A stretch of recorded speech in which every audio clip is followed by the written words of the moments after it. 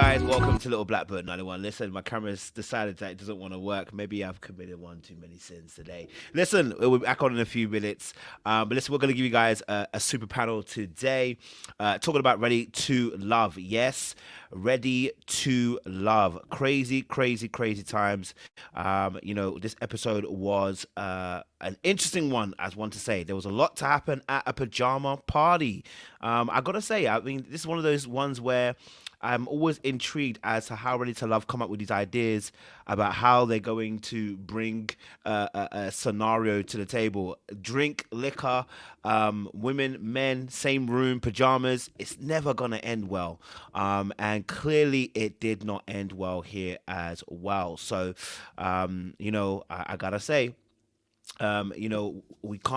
we had no expectation except one that would be that there was going to be madness happening as well. But this is a super panel, so listen, we're gonna have the super panel come up in a few minutes. I got Sean in the background. You know what that's gonna mean? Me and him gonna tussle because Sean said my camera got blocked for earlier antics. You don't know what kind of antics I'm on, my brother. Listen, the show was interesting because we had Will decided he said he will find out who was dragging his name in the mud, and when he found them, he said, Patrice, I'm gonna hold you to the fire, I'm gonna hold you to the flame. In fact, let me put my other camera on because it's gonna be a bit poor, but you know what, you get my other camera. Unfortunately, it's a bit dark. Yeah, it's a bit dark. Apologies, guys. I'm sorry. You're gonna get this camera for a little bit, right? I'll put my other camera on in a second or two. You'll get it in a sec when it comes on, when it decides it wants to play nice.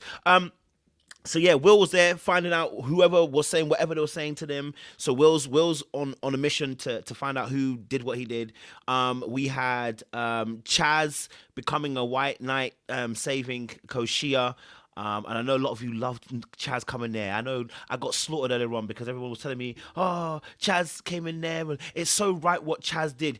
It's only right because he was on the woman's side. I'm going to cause carnage today and I'm ready to cause war. All right? You only support Chaz because Chaz was on the woman's side. But what he did was wrong. You don't come in there where someone else is talking to the woman that they're talking to, all right, and interrupt and try to take over. Okay? So he was wrong. Okay, but he was right what he was saying. Okay, you can have both. We can hold two truths, can't we? You know what I mean? I can be a bad boy and a Christian. But anyway, so listen, that happened. Obviously, then Koshia and Koshia and also Laron had their situation come up as well. To be honest, I wasn't surprised. Jonathan and Alexis, Jonathan and Alexis is one of those situations where I have to be very honest. It's one of those misfiring situations, right? That you get into a situation where, how do I explain this? You almost have to kind of, someone said you can see all the England hairs watching.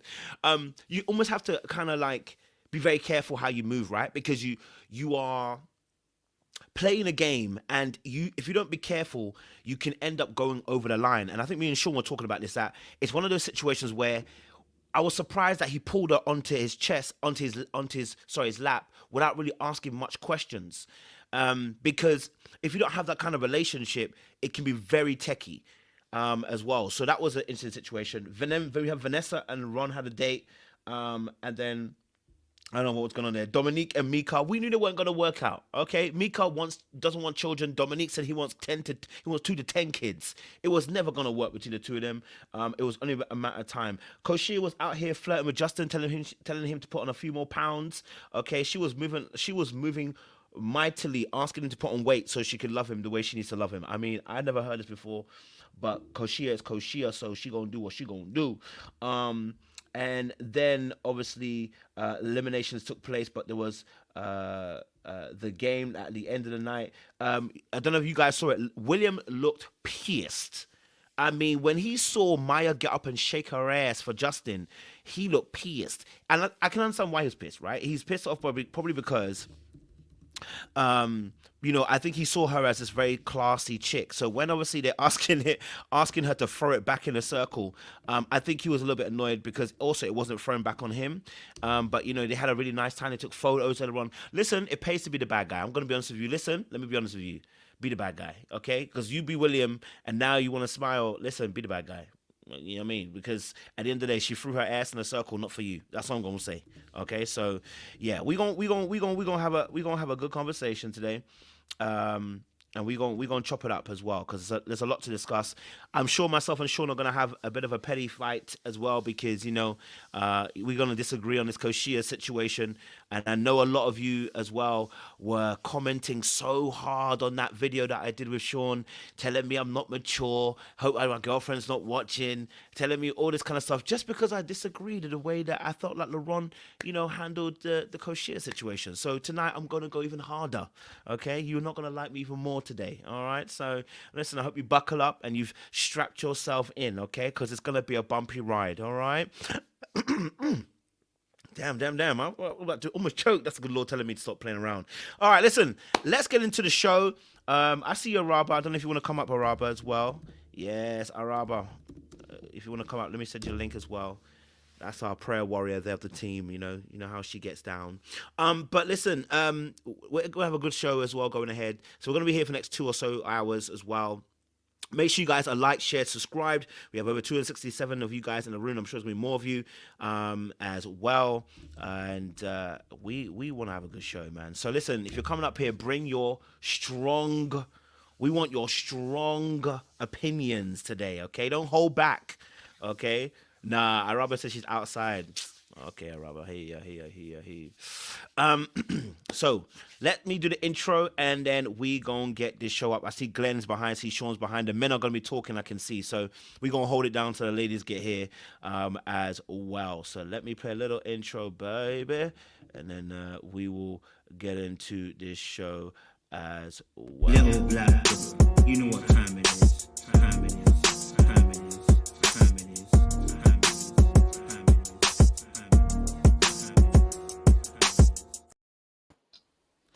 All right, the man them are here today. Oh yes.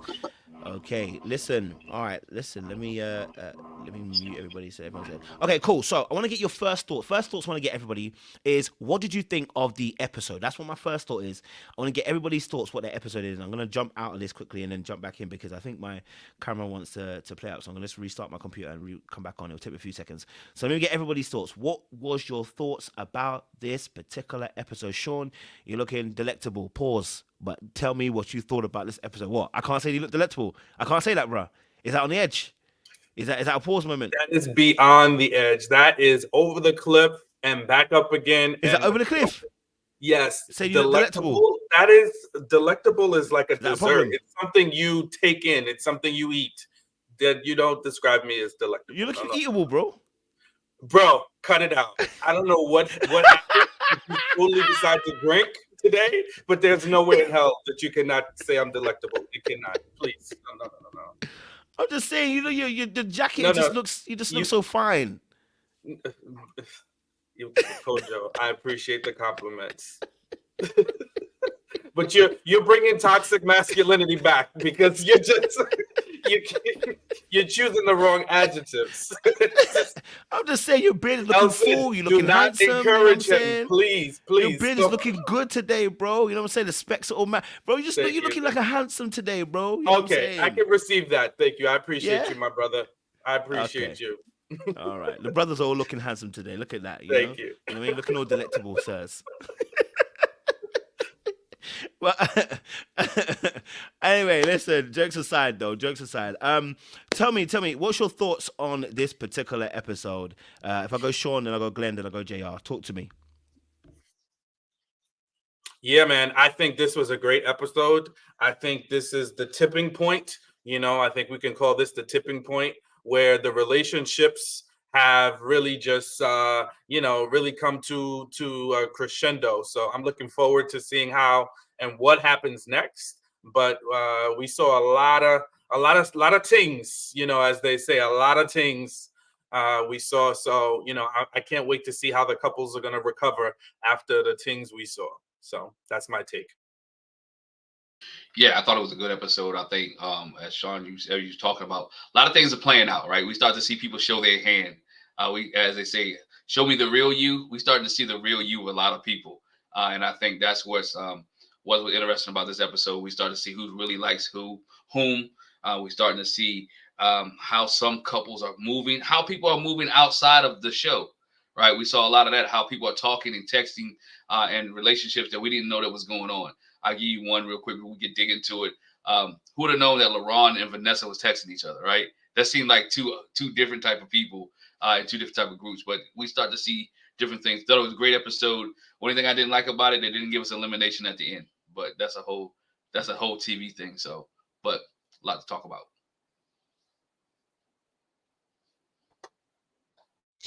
Yeah, I think there was a lot going on in this episode. I liked the way that when they all get together, you can see how they're interacting while seeing the person that they may be feeling, giving attention to someone else, which is, a feature of the show.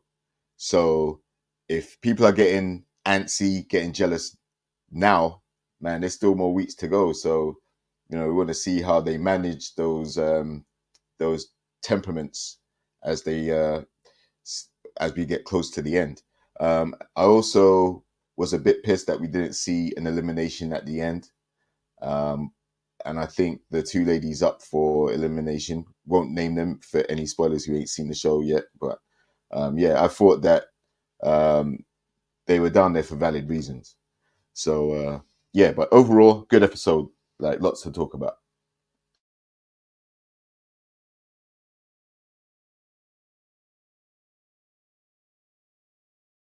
Oh.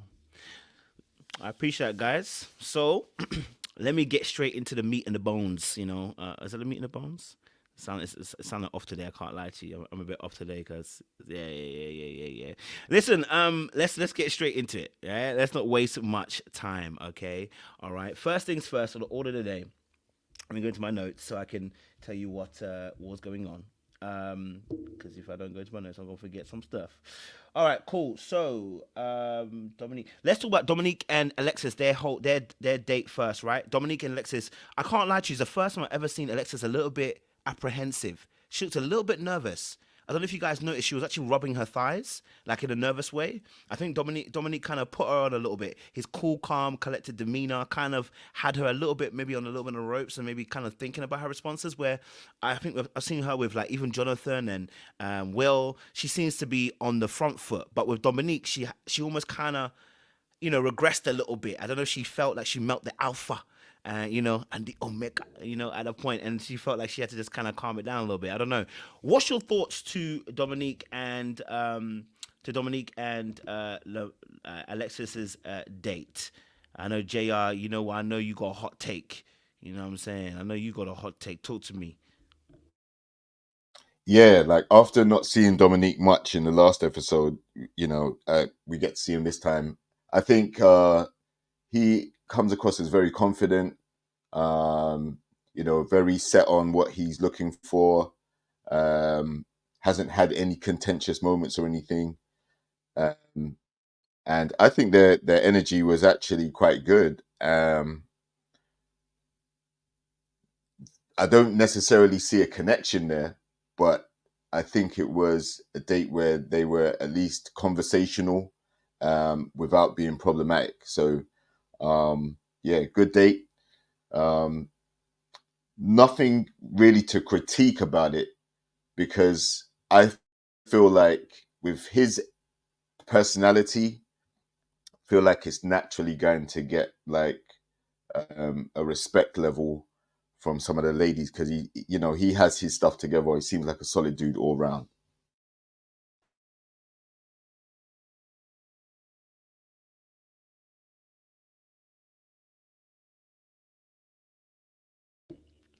Who's next? Seaway, it's good to see you. It's good to see you here. Nice and bright and early. We appreciate you. Glenn, talk to me. Talk to me. Dominique, Alexis date, talk to me. First of all, I thought the date was kind of unique, man. A stretch lab. I thought that was pretty unique type of date to go on. Both of you got getting stretched, but I think he, as you mentioned, being the alpha, or being his calm demeanor, the way that he conversed with her, the way they were having conversation about grandparents and relationships and how they were looking for long relationships. I think he made her at ease, right? It would set her off guard, right? Because again, most of the guys are talking nonsense. He's talking some serious type stuff. He's getting into her mental a little bit, and she was like, you know what? This is different. This is not not Lamar talking about sex. All right, it's not Will talking about his money. It is something different. And Dominique was telling her what he really wants, what he enjoys, what his standards are, where he wants to go. And he was being funny. He was letting his hair down a little bit with the gas comments. You know, if I put I like to have my legs up this way. He was talking sex, but he was doing it really a little sleek, like a little really quick, really one jab type things. Nothing too deep, nothing too vulgar, but just a little joke where they can laugh it off. And she felt comfortable enough. Like, hold up, I don't even know who I'm dealing with, right? Am I dealing with the right guy? Do I see them together? Probably not. But I do see Dominique letting her. She felt comfortable. And that's what I can say about that. She felt comfortable around Dominique, that she was like so comfortable that she felt uncomfortable. That makes sense. That she didn't know what to do, how to respond to the way Dominique was flowing. And all she could do was talk about her grandparents and what she wanted. We saw more of Alexis here with Dominique than anything else, because she's got a little bit deeper, because Dominique made he made the atmosphere more comfortable and conducive for her to open up.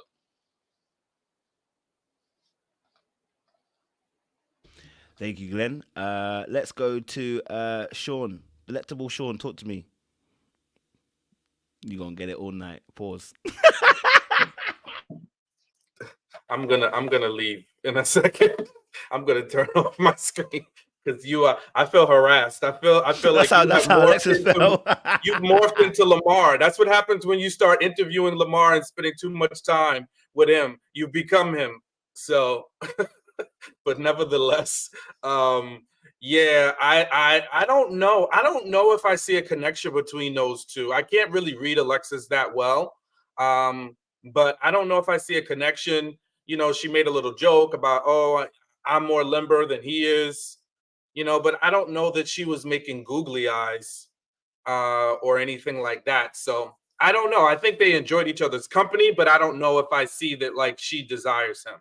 Maybe I'm missing it. I'm not, you know, I don't have a hard stance on it, but I just don't necessarily see it. Looks like they had a good time, but, you know, she kind of grinded my gears from last week, you know, with that comment that she made. So, you know, I guess maybe I can't be 100% objective about her because, yeah, I don't really like that she, you know, got all too involved and started, you know, spreading all her business, spreading all the other ladies' business about Will. Yeah, I didn't like her run tell that. So maybe I'm not being objective.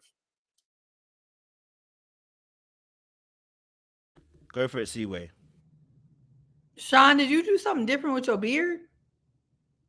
See, when I say he's looking delectable, people think I'm being taking a mic. There is something different today. I'm telling you, brother's looking spicy.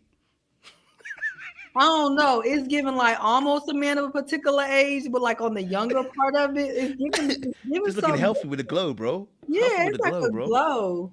I'm comfortable with my masculinity, by the way, guys. Okay, so you guys are. It is different. It is different. I'm not sure what it is. Anyway, moving right along. Thank you. I appreciate it. You know, I trimmed it a little bit. I don't know. I don't know. I got my Basquiat cardigan on. I don't know. Maybe it's bringing out my beard. I don't know. Oh, under the olive branch is his camera light. Y'all let me know in the comments what y'all think is different about Sean today, because I'm trying to figure it out. I do have new lighting. Yeah, I do have new lighting. Yes, I do. So yeah. So maybe that's it. Okay. Well, y'all let us know. It probably is. Oh, the colors in the cardigan. Yeah, maybe it's like the black and white vibe today. Okay, beard glistening. They said you got some oil, some beard oil. Okay, all right. So that's not what Kojo asked. We're talking about beard oil is good. Yeah, the beard oil, A1. We're talking about this date with Dominique. I took notes. So I don't know what you guys already said while I was not here. I personally also, like what Sean said, I don't see it for Dominique and Alexis. It was a very interesting date. I do want to try a stretch lab. There's a stretch lab down the street from my house. I really do want to try it. That was very inspiring. The thing about the gas and Dominique made me throw up in my mouth. I just thought that was really disgusting. I don't want to think about you putting your leg up and farting.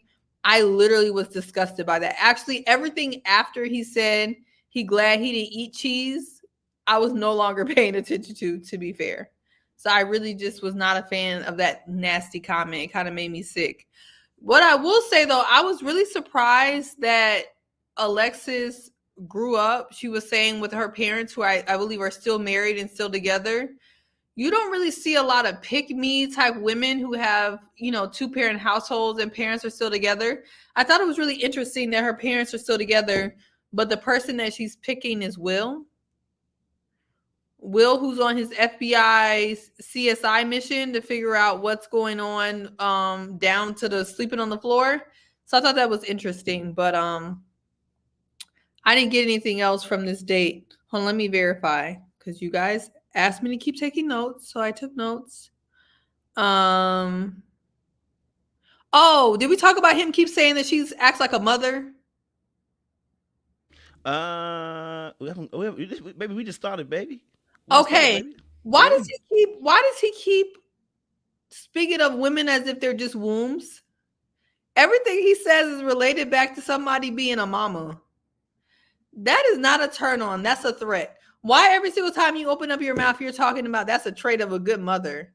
I feel like he's looking for somebody to just carry his kids. His obsession with motherhood is bizarre. That is my other note. Everything is related back to being a mama of some sort. Yeah, that's all I got. Very interesting date. He's womb hunting. That's exactly what he's doing. Well, if he wants 2 to 10 kids, he got to hunt. He needs to hunt and hunt well. He out here trying to get that 10, so he might even spread it across a few. So don't put him down for anything. Thank you very much for that, Seaway. Has everyone answered this question? Everyone's answered this question, right? So we can move it quickly on because there wasn't that much that was happening between you two. So cool.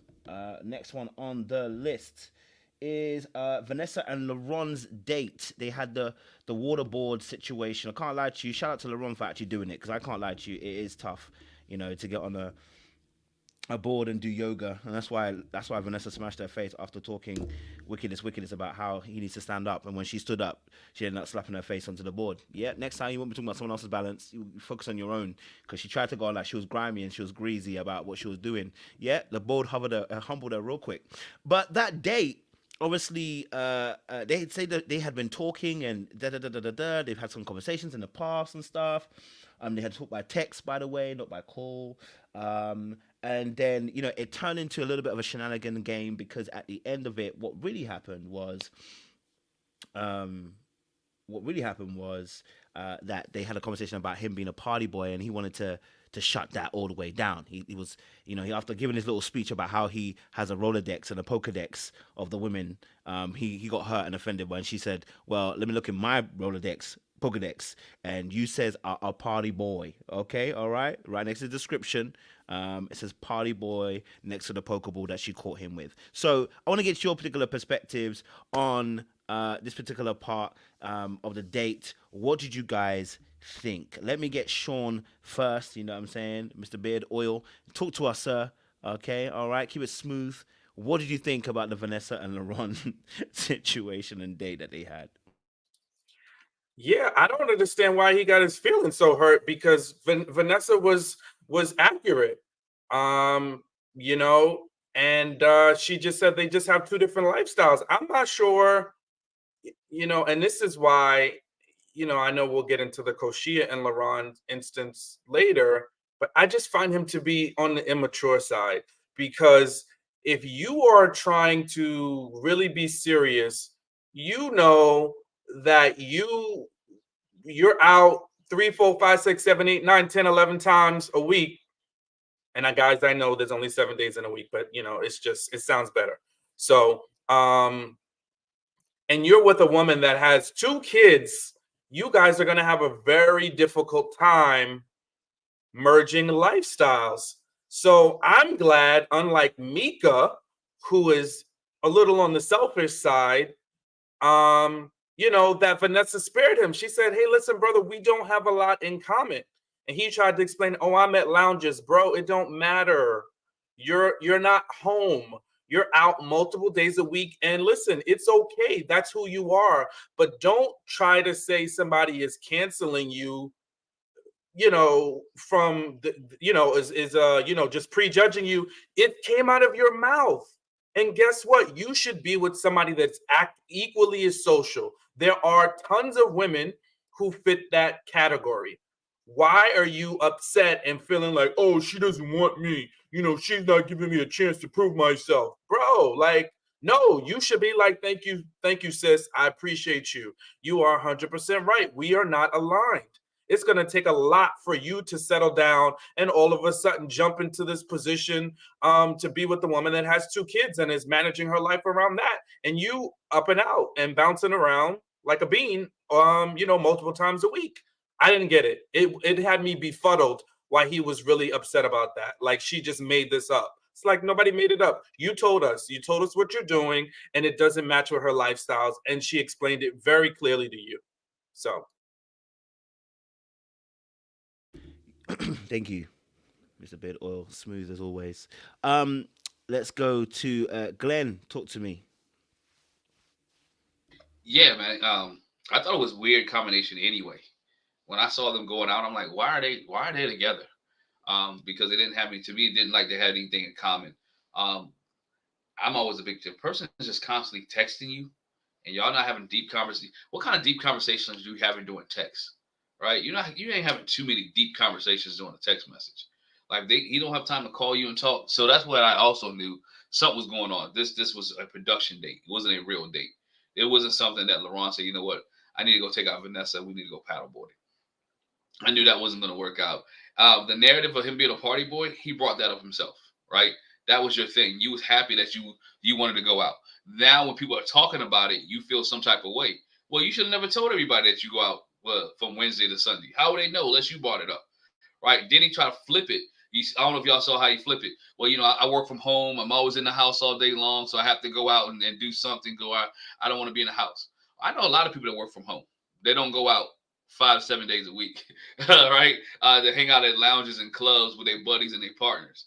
That's different. And then I like the way Vanessa brought it to him. Like, hey, by the way, I have kids. So if you want to be part of my life or we get to that deep, my kids need to see you with me or need to see you around us or in the home or being together, not out partying. Now, granted, Laron said the last episode he wanted to be that type of dude where everybody comes to the house and he gets to cook outside. He wanted to get his Cliff Huxtable stuff on, right? And with his chef coat and all that other stuff on. That's what he said. But at the same time, you still you work from home. You want to go hang out with your buddies and your partners all the time.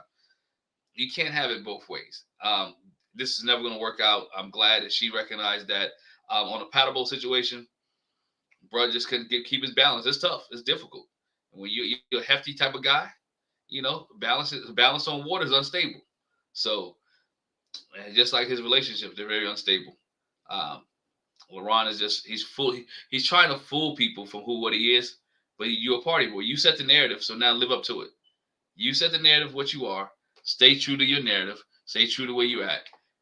And some people, a lot of the women are reading through it. They're not just looking at it, by the way, oh yeah, let's go. That's why Koshiea stopped talking to him. But we'll get to that a whole different little bit later. But him and Vanessa never going to work out. And Laron was just doing too much. His feelings were hurt, but it was true.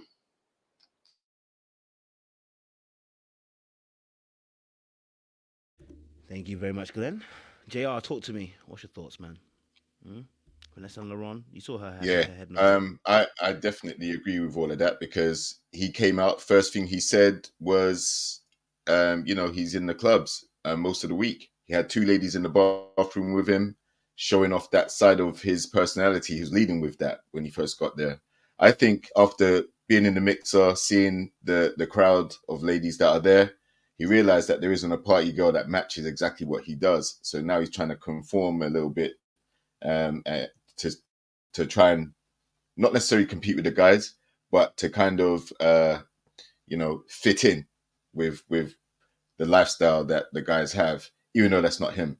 So I think definitely the lifestyle compatibility will be an issue, as some of the ladies have children and are not out there like that.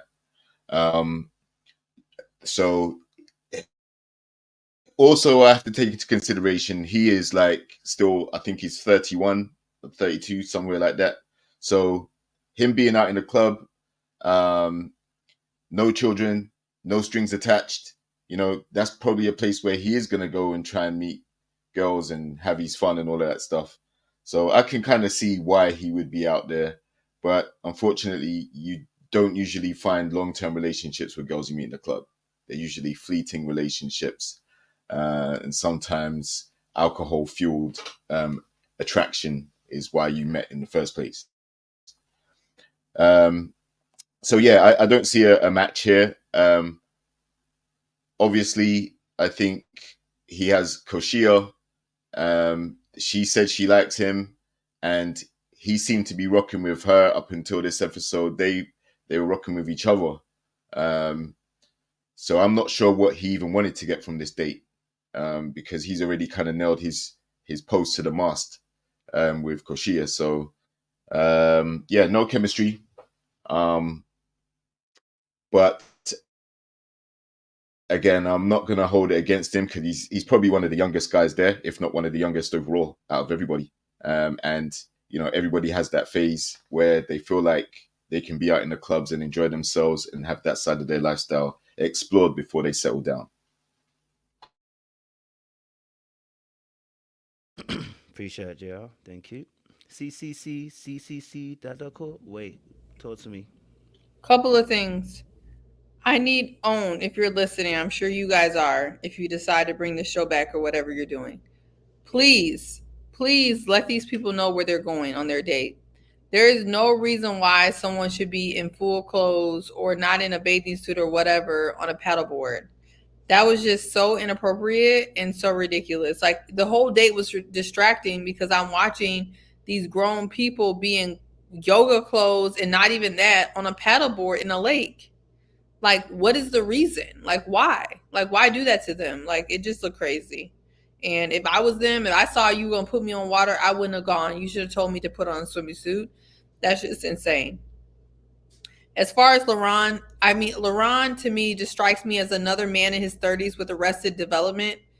He is in his 30s, which people are calling young, but to be honest, he really should not be acting that young. He acts like he's in his mid-20s. And like what Sean said is that if you have a person like Vanessa telling you, hey, your lifestyle, you're going to be miserable trying to blend yourself into my lifestyle. Like, I have kids. I'm not in the lounge no days out of the week, let alone 2 or 3. I just felt like she was trying to help him out and be actually mature, and he just took it as a slight. And I don't believe he's partying more than a lot of super single men. I mean, 1 or a couple of days in the lounge. I mean, that's a little bit much for me. But I would say most single people or single men who like to be outside maybe will go out once a week to some type of lounge. I just feel like for him, it's probably standing out because the people that he's with in this group are not probably doing that at all. And I also don't just say he's immature for this. I think he's immature from in the future when we're going to get to that. Just the way he dealt with Koshia, I could tell he's not acting his age whatsoever. So, and then also, I'm not going to say that. Him flip-flopping on that paddleboard was interesting to see. I'll leave it at that. I wish he would have had more balance, more center balance on that paddleboard, but that's not for everybody. So I think him and Vanessa should go their separate ways. I think Vanessa stood her ground, letting him know that he's just not the guy for her, and he just needs to be okay with that. So that's what I think. I like it. I appreciate it. Thank you very much, Seaway. You come with them, what is it, copious notes? She said to me earlier on, copious notes. She said she ain't coming to misfire today. Everybody's going to get the get the shots out here. So we appreciate you. Pinpoint accuracy. Sean, did you have anything to add to the Vanessa? I just wanted to recognize her for the reserve. I just love the restraint she exercised in that moment. That was just beautiful, you know? Just right at the end, she wanted to just finish him, but she just pulled back. I think that's impressive. He didn't earn it, so I don't want to get nobody smoke who they didn't earn it. Because then if I see him in person, which I doubt, I have to back it up. And most of the time, if I do see people in person, if I gave you smoke, you earned it, I'm going to stand on it. But Laron ain't did nothing but be immature. So why ether? It's no need. There's no need. Oh, they did say, and I thought it was too, but somebody, Felicia Cooper verified it. He had on swimming trunks. He just had on his Sunday Go Meeting shirt up top, where he probably could have worn. Yeah, he did have on swimming trunks, but he had on the shirt he had on was like not a shirt you would like, you know, he could have wore like a swim shirt or a tank top, but you know, hey. He probably didn't want his whole belly and stuff out on national TV, which I get, but the type of shirt that he had just made him look like he was not trying to go to the water. But forget him. Vanessa had a yoga outfit on the water. She never fell off, thank God, but she's wearing a yoga outfit on the. Well, those are water resistant, so she could have, you know, she could have glided through the water. She said, look, I ain't falling off, so I ain't got to be prepared. Yeah, okay? I'm not concerned. But you know, wetsuit, it could have been a wetsuit though, because you know the wetsuits are full body. So maybe she had on a version of a wetsuit. That looked like Lululemon. Oh, okay. Yeah, that didn't look like a wetsuit, but I mean, Vanessa doesn't strike me as a type that in this comments, but if she does, you know, let me know. That looked like Lululemon to me, but I'm not sure. Lululemon is coming out with a new swim line, and Vanessa is their model. Right. I mean, she could do it. Beautiful lady. Beautiful lady. Nice beautiful body. Gowns. Beautiful gowns. Beautiful gowns. She is legit. If somebody gonna model, it's Vanessa. She's stunning. I don't know where they found these women at, but she's absolutely beautiful. So she could do it. Stunning. Can't lie to you on that. All right. Any other thoughts on this particular date before I shift it again? Yeah. No. All right. Cool. Let's shift it again then. So after them, then there was obviously Dominique and Mica. Sorry, I almost said Mica. Dominique and Mica. They had a conversation about finally came to, I guess, a coming to Jesus moment because they realized they wanted two different things. He wants 10 and she wants 0. So I want to get your thoughts on here because honestly, I don't know if did he put his legs on her? Because I think she wanted him to put his legs on her too as well. So they were real comfortable on that sofa talking as well. So I think Dominique literally ruled her out after that particular conversation. I think he was already ruling her out before then, I think. But I think that conversation kind of nailed it in the coffin. And obviously it looks like Mica obviously then had Justin in her back pocket too to kind of deal with as well. I do feel for people like Mica because this show's not catering towards people who don't want no more kids. Like they're not choosing men that don't want no more kids. You know what I'm saying to you? So I think there needs to be maybe Red Love next season. You know, for them, maybe choose maybe a slightly older gentleman, you know what I mean? Like a little bit older who are not in the stage of wanting kids, or maybe they've got their own kids and they don't want any more kids. Otherwise, why bring people like Mica? I just think it's just for TV. Go for it, Seaway. That's not going to work for Mica either. She's a 6-year-old. Jesus Lord, what the hell? I mean, that's the problem. If she just had the 18-year-old, then that would be sorry, I thought you said she's a 6-year-old. No, she has a 6-year-old. Oh, I was like, damn, you went with smoke. But okay, yeah. Oh, no. She has a 6-year-old. So what older man wants to deal with you and your 6-year-old? I mean, let's just be real. I don't want to deal with you and your 6-year-old now. I would want to deal with your 6-year-old at 35. Can you imagine a 6-year-old just running around the house?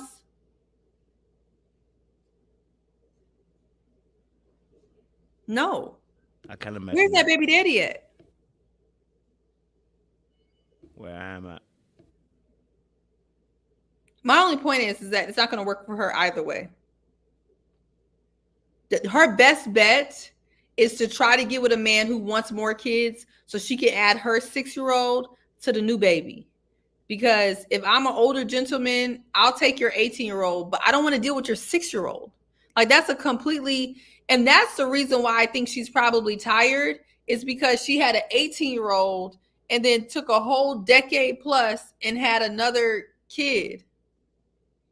So that's a lot of, like, you don't even get a chance to have a break. You know what I mean? Like, you're spending all of your important, time in your life dealing with a child. So I get why she doesn't want any more kids, because she said she had a kid at 18, and then now she spent, I guess, her 20s just dealing with that kid. And then when she was almost done, she had a 6-year-old.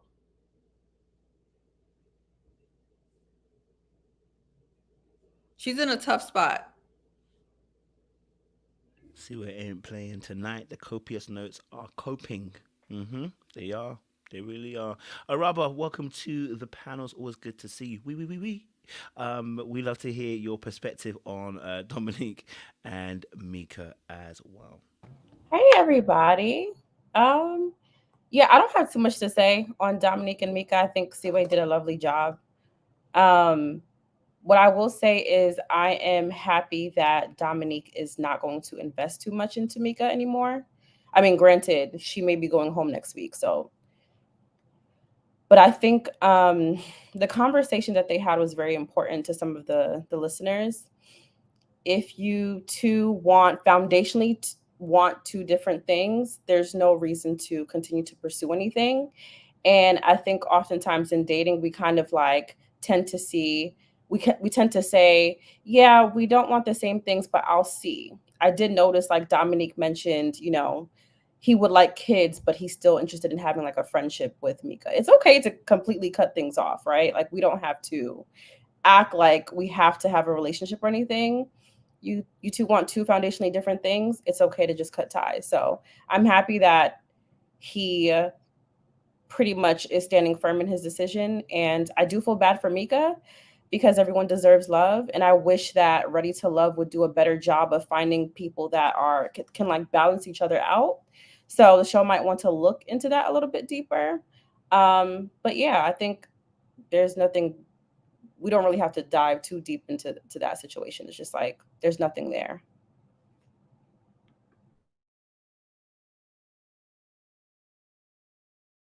Thank you, Robert. Before you go. Naomi says some women have children out of wedlock first, and then they don't want to do that again, so they have a big gap. That makes a lot of sense. That's not what happened here. She had a child out of wedlock, had a big gap, and then had another one. So that don't apply here. That's a big gap for no reason. I'm letting the ladies handle the ladies. JR, talk to me before I move like Chaz in here. Yeah, I think just like we said about the previous couple, Laron and his situation. The thing with Mica is there isn't anybody that's at the same stage of life as she is, same age group, but she's got the children and all that stuff, and I don't think she's connecting with enough guys in a way that would progress to anything serious, which is why she's on the chopping block. I think Dominique was civil, cordial, and keeping it moving. There was no animosity, no beef. He respectfully gave her time on the date. He wasn't judgmental or anything like that. He just decided, you know what? Okay, I want kids. You don't. It's time to move on. I'm gonna shimmy and shake out of there. Appreciate it, JR. Thank you. Glenn, Dominique and Mica. I think everybody said it. To me, Mica seemed like, okay, I didn't have time for myself. I'm raising my kids. I don't want to add another kid to my mix. Whether it's yours or not, I just want to be able to live my life, right? Have fun. The 18-year-old who's going probably go to college, go to school, whatever, fine. Now I'm dealing with the 6-year-old, and I don't want any more kids. Now, you can come in and help me raise these kids or help me with this kid, because she was talking about Justin later. When she talked to Justin, like, hey, I like a man who don't want any kids, but Justin like, yo, I'll be stepdaddy though, right? Which, he'll come in and help, but I don't want to have any more of my own. For whatever reason, whether it's because she had a traumatic pregnancy, because she's been through some other things that's going on, she doesn't want to have any more kids, which again eliminates the whole process, because most of these dudes on this show want kids. So you don't want kids and they want kids, you are already set up for elimination already, because again, nobody's going to keep dating you knowing that they're not going to provide a kid, unless you Justin. But I really think Justin wants kids, but he's playing the game. He's playing the game, say he doesn't, but then he do. And Dominique was cool with it. He at first, but he wants 2 to 10, and you ain't giving him none. Unequally yoked, right? Unequally yoked. That's not going to work out. They're not walking on the same page, not agreeing on certain things, and you can't. Kids, certain things you can change people's mind about in a relationship.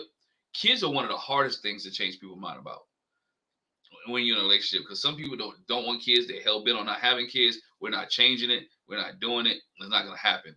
And I think that's what Mica's set up at. She's set up like, you know what? I'm not having any kids. I don't want a guy who wants kids. I don't even want that to be a discussion in our relationship, except for the initial discussion. I'm not having kids. I don't want kids. How about you? Let's move on. And I think that's where she's at. I don't think she's going to find anybody on this show. And eventually she will go home. She will go home, if not next week, but she'll be the next one on the chopping block, because this kid thing is a big issue for her. It's a big issue for a lot of guys. And a lot of people want to have kids. So it's not going to work out. And like I said, Mica needs to grow up just a little bit, in the way she delivers it, in the way that she converses with some of the guys about it. It's just not going to work out, in my opinion. Can I ask y'all a question, though? Yeah. Do you think Mica may be shooting herself in the foot by telling the whole world she's completely closed off to having children? Like, do you think there is, and I'm not saying that she doesn't have the right? Like, I think it's her body, it's her life. But do you think that before she's kind of shortchanging herself in the event that, like, she hasn't been able to build a relationship with anyone yet? So you technically don't know if you're gonna change your mind with the person that you get with. I do. I think she's shooting herself in the foot, but I also think it's too early to talk to somebody about wanting to have kids, and y'all not even, you only get like a week or two in the process, right? I think that's something that's when you're a little bit later down the road that you're talking about kids and things like that. I think she shoots herself in the foot early, see who else goes along with her. It almost might be sabotage too. Mica may realize that there's nobody here for her. And how do I go home? By telling people I don't want to have kids. But yeah, I think but that's her preference, right? I mean, I'm not going to tell her to have kids, but she wants a person who doesn't want kids with her. But I also think it's kind of selfish in a sense. What if you got a guy who you really like that's want kids, right? And you're telling him, no, we can't have kids. And he's like, man, but I really like you. Like, Dominique really liked her at the beginning, right? But when she said he didn't want kids, he totally was like, you know what? I'm gone. Right? This is not somebody I want to deal with. So answer your question. Yeah, she's turning people off. She turned Dominique off when she kept breaking, like, I don't want kids. And she was adamant about the fact that she doesn't want any kids. Yeah, I second that. I think the reason why the kids conversation keeps coming up is because she keeps leading with it. It's like, as soon as you sit down with her, the first thing she says is, do you have any kids? Or do you want to have kids? Like, there's actually no conversation around anything else before she gets to that point. So it's clearly something that's on her mind, first of all. And it's probably used to eliminate some of the guys from contention straight away. So she's not wasting her time. But on the flip side, you're showing these guys what your motivation is. And if they want kids, you're telling them from the offset that, it's not going to happen. So I think she is shooting, I wouldn't say shooting herself in the foot, but her process of elimination is also working against her as well. And I could be wrong about this, because some women know, and they know they're done, and it's based on everything in their choice. But my gut feeling about Mica is telling me that this may be a trauma response to her experience in having the 2 kids that she had. And maybe, just maybe, if she found a really good man that she could possibly do this with, or raise a child better than maybe her last two situations, she may not feel that way. She could be 100% done because she spent her 20s, her upper teens, her 20s, and her 30s raising kids, and she doesn't want any kids. And if that's the truth, I don't think that's selfish. The only time I think it's selfish if you're trying to twist and pull a guy like Justin into your situation. But leading with the fact that you don't want kids and that's your honest choice, I feel like you should lead with that, because you don't want to get down the line and be arguing or debating about that. But just maybe she could be open to it if it was a better situation. But someone would have to, you have to interview her and ask her about what is her actual reason for not wanting any more kids. Because if she's had a bad experience, or she's raised these kids on her own and she associates it with just struggle, stress, trauma, whatever it is, then no, she's not going to want any more kids. But that definitely could change if she was raising kids with the actual supportive partner. But, you know, I don't know. Like Tyra said, I wouldn't try to change her mind though. But I just wonder. I do wonder why she's leading with it, what her issue is, and what's the trauma behind it. Because something is telling me that there's some trauma behind her push for not being in this situation anymore. That's what I'm getting.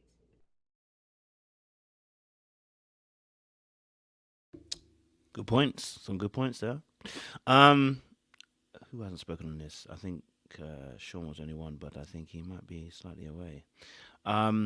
Okay, cool. Anyone else have any points on the Dominique and Mica situation? No. All right, cool. Let me find the next part. Okay, so we had obviously Koshia and Justin. So we'll do that quickly as well. Koshia and Justin, that was a good conversation. I say a good conversation. She said she wanted to fatten him up. I said, damn, you know what? Double standards really exist in this world, because had anybody else said this would have been wild. But I'm not mad at it. Listen, if a girl told me she want to put a bit of weight on me because she want to love me, why am I complaining? Okay, she want to roll me down the street before she love me, I'm not going to complain. I mean, she's going to love me in all types of seasons, okay? All right?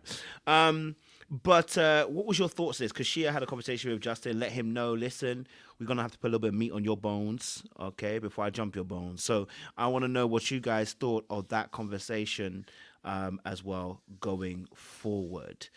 What did you feel about it as well? Mm-hmm. It's between Seaway and Araba, because JR and Glenn, like myself, are chewing. So Araba, go for it. Can I say, I find it extremely annoying when people feel as though they have to change something about someone in order to be with them. Why don't you just find someone you like off for it? Like, I think that's a better option, right? I think we've seen from Ready to Love make a move with Ashley being obsessed with dressing Don the way she wanted him to look instead of being open to other options that better suited her. I think like we have to normalize like finding what you like so that you don't have to kind of force yourself to like something. So I don't know, that kind of, it threw me off. And I don't like the body shaming, because if this was vice versa, we would have a problem, right? I didn't like when Koshia first made that comment about I think it was like Alexis. She called her like a 12-year-old boy. Like she had the frame of a 12-year-old boy.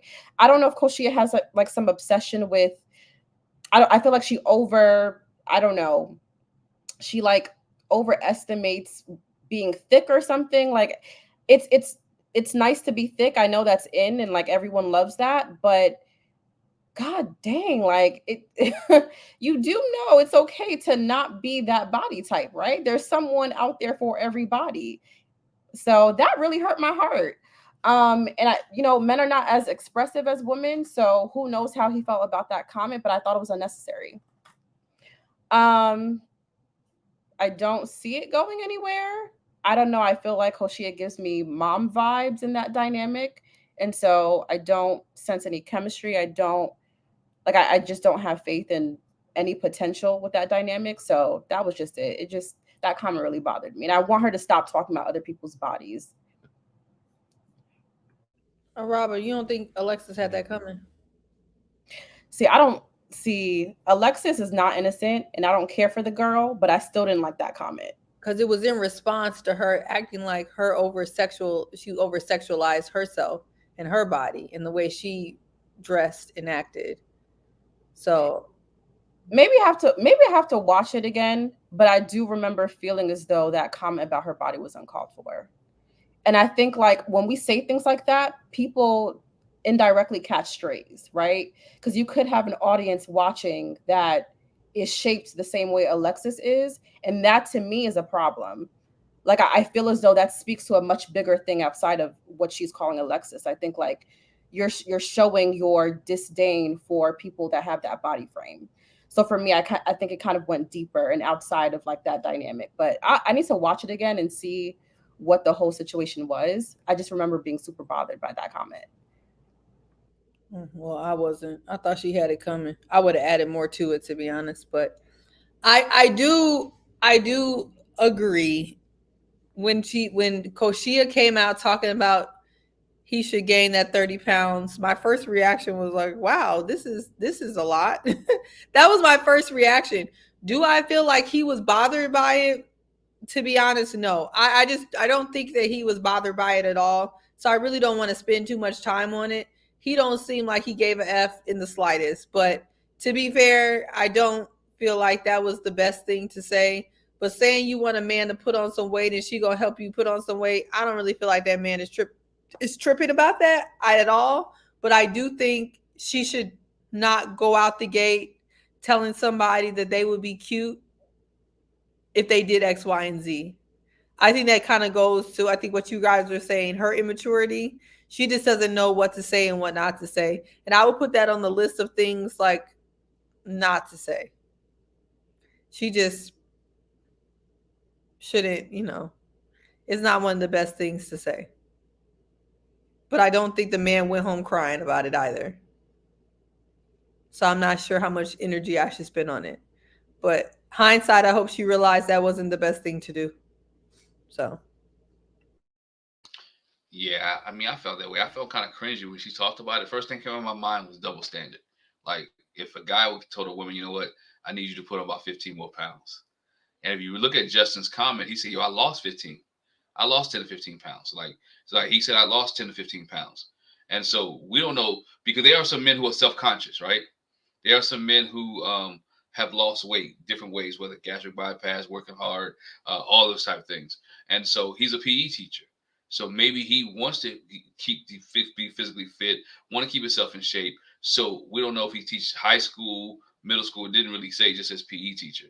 If he's a high school PE teacher, he might run games with the kids, right? He might run ball with the high school kids every once in a while in gym. He wants to stay in shape. He wants to stay fit. I also felt the motherly vibe too. Like, boy, let me fix something to eat for you, right? Let me go cook you something. Let me provide you with a meal or two. But if that's her way of leading in the conversation to make somebody want you, she went about it wrong, right? Because you don't talk about somebody's features as the first thing that you do when you're trying to get with them. Oh, by the way, you're so skinny. I need to fatten you up. Like, fatten me up for what? The slaughter? For what you fatten me up for, right? I'm comfortable where I'm at. I'm comfortable with my own skin. If it reversed, you'd say, you know what? I like you, but you know what? You need to lose about 10, 15 pounds. We'll be going crazy. People be like, oh, how dare he say that, right? How dare he say that? So again, the double standard is there. She has to watch what she say and how she say it. I do agree with Seaway. He wasn't bothered by it that he showed, but again, I worked hard to lose 10 or 15 pounds, and I'm not trying to get fat enough for anybody else. So let me keep my routine going on. If he would have came back, like I said, if he would have came back and said, you know what, I'm comfortable with my 10 to 15 pounds I lost. Let me show you how to lose 10 to 15 pounds. We'd have been like, whoa, everybody would have been upset and mad for him coming back like that. So again, double standard, not spend too much time on it. It's just one of those things. She said, he blew it past. And just, it was weird. It was kind of weird. And double standard was the only thing that came to my mind. Yeah, I feel like it's definitely a double standard. Wrong comment to make, because she said that probably in jest, like probably to say, yeah, you too small. kind of like belittling him a little bit, playfully maybe, I don't know, but still, it's a shot. And if he was sensitive about that subject, then that could have gone left very quickly. As we've seen, there are some guys who are more reactive, and when guys react like that, then they're quickly called sassy, petty, and all these other things. Thankfully, he didn't do none of that. He took it in his stride, and as he is a PE teacher, it's better for him to be 15 pounds lighter. And if he feels that that gives him more confidence, or he's happier in that way, she would never have known that unless she threw that out there, right? And so I'm glad he kind of set her straight, but not in a mean or malicious way, just kept it moving. And like Glenn said, weight is a sensitive subject, but it's also something that fluctuates. At different stages in your life, your metabolism goes up and down. That's something you can't help. You can do things to influence it, but you don't know why he was big in the first place. And you don't know if there are any underlying factors why he lost the weight. So my point on that is it could have been, a personal battle that he's had to face, and it would have been an insensitive comment if he took it that way. On the other hand, I don't see a connection there, because the fact that she came out with that statement, that comment, it kind of means that, she ain't feeling him in his current form. Like the way he's presented at the moment, the little dude, corny, maybe a bit boring. We need to liven you up a little bit. We need to have you eating more, putting on weight, coming across more, all of that type of stuff. You're trying to customize him already, and you've only sat down with him for less than 5 seconds. So I think it's a little bit critical, a little bit judgmental on her part. And as volatile as she can be, as we've seen, it wouldn't have been the same way if it was reversed. So definitely see the double standard there.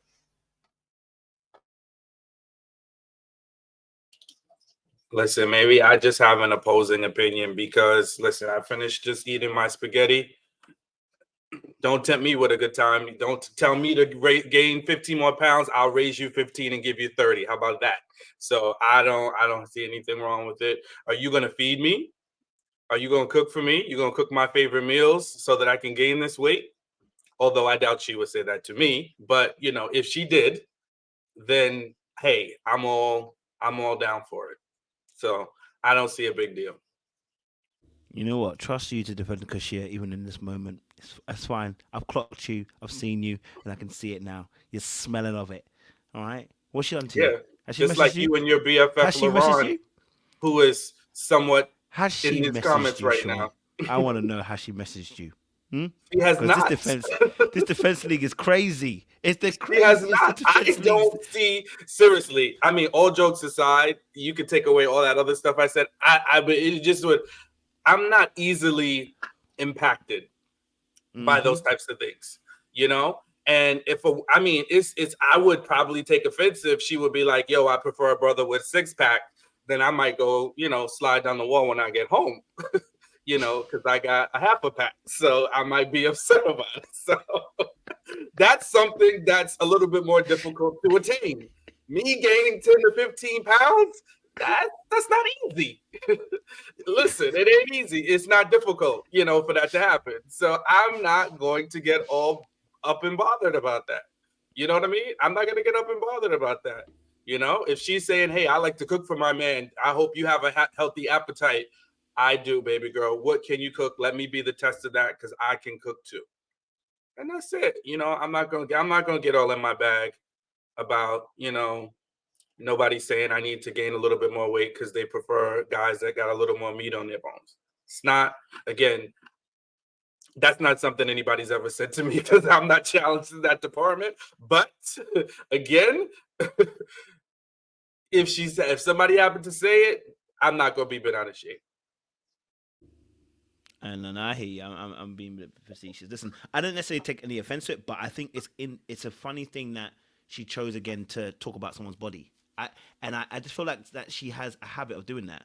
You know what I mean? Like, so I'm always cautious of that. You know what I mean? That she has a sharp tongue. A sharp tongue. So I just think I'm always careful of that. So it may have maybe some people might have been a compliment, some people might not have been. We don't know how he truly felt. Like he said he had lost weight, and then for someone to say to you, you can gain an extra 15, you'd have been. It's like in a sense you gain a 15 and you'd have been you look sexy to me. You know what I mean? Like I can see how that can also look like how that can sound bad to somebody as well too. So and I won't even say they're sensitive. I just say that just for them that may be that they didn't like that comment. It wasn't the craziest one, Yeah, but I just think it's a part of Koshia's energy. But go for it, Joe. I think that might actually be her appeal with Laron, because he seems to be about that 15 to 30 pounds heavier than my guy. So maybe she likes a tubby man. That could be it too. I hear that. As the AW said, listen, some people are small, and so they might have been triggered by the comment. I totally hear that. You know what I mean? I totally hear that. That's fair. All right. Let's shift it on. I think we've done her justice on that particular part of the conversation. Let's talk a little bit about Maya and William. They had Maya put the pause on William again. I'm telling you, she put the pause on that brother. That brother thinks he's got a chance. Okay, listen now. I don't know. Maybe that girl has got the darkest ass I have ever seen on this show. I mean, she smiles, and you gonna be locked in because William is locked in. I don't know if you noticed, right? On the couch later on when they're playing the games, he had his hand around her, but she had created distance. Maya's very conscious about the way she moves, so his hand was around her, but she had still created a little bit, just create distance. Like, you there, but you're not touching me, okay? But obviously, they had a little bit of a date. They took some photos. Pictures kept coming out dark. I think the good Lord was trying to tell them something. But anyway, what was your thoughts to that situation? How did you read the Maya and the Williams situation? Do you believe he's got a chance? Maybe I'm being a bit too hard on Maya a little bit because by saying that William hasn't got a chance, maybe William has got a chance. Maybe she likes the men on the more thicker side, just like our good sister Koshiea. Okay, she likes the cornbread type of man. Them, you get me? So maybe that's what it is. I want to get your thoughts on the Maya and the William situation. Sean, you look ready to go. Why do you look so ready? You look ready to go, sir. Yeah, I don't know. She's another one. You can't really tell if she's just being friendly or if there's genuine interest. I do think that amongst the fellas, William has the best vibe. He's got the best energy. He seems to have the right conversations with the women. I enjoy watching him, when he interacts with the women. I think he asks good questions. He gets good banner going. He's not creepy and inappropriate. So, yeah, I mean, could it be? But I can't tell because Maya is like one of those women that's like always going to be nice, So you might not know if she really likes him or not. I think it would have to be overt. Like, she was pretty clear about Lamar when, was when she was, commenting and doing her confessional, but I can't tell with William.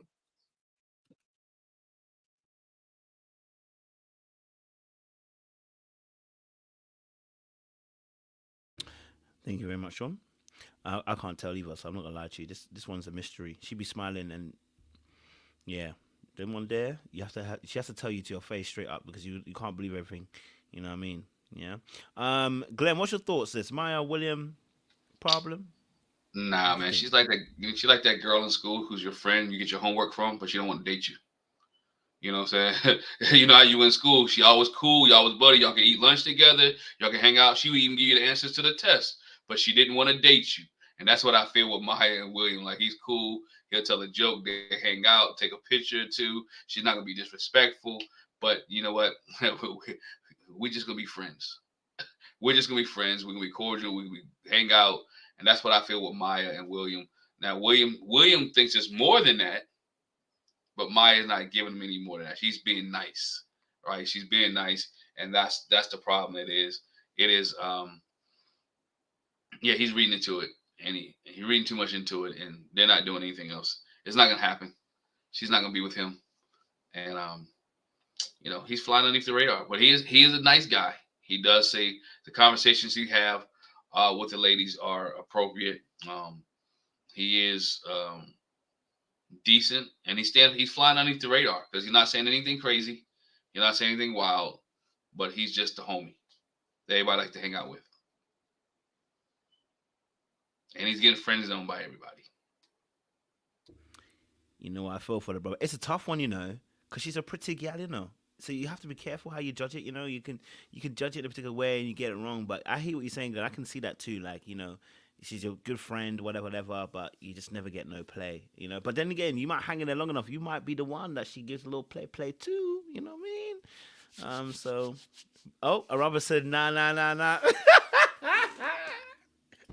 trying to give her a little grace, but Araba said, Can y'all tell No. Can y'all tell me why we don't see it for William? What's wrong? Other than the 3 kids, I know the 3 kids. What else? He's got 3 kids.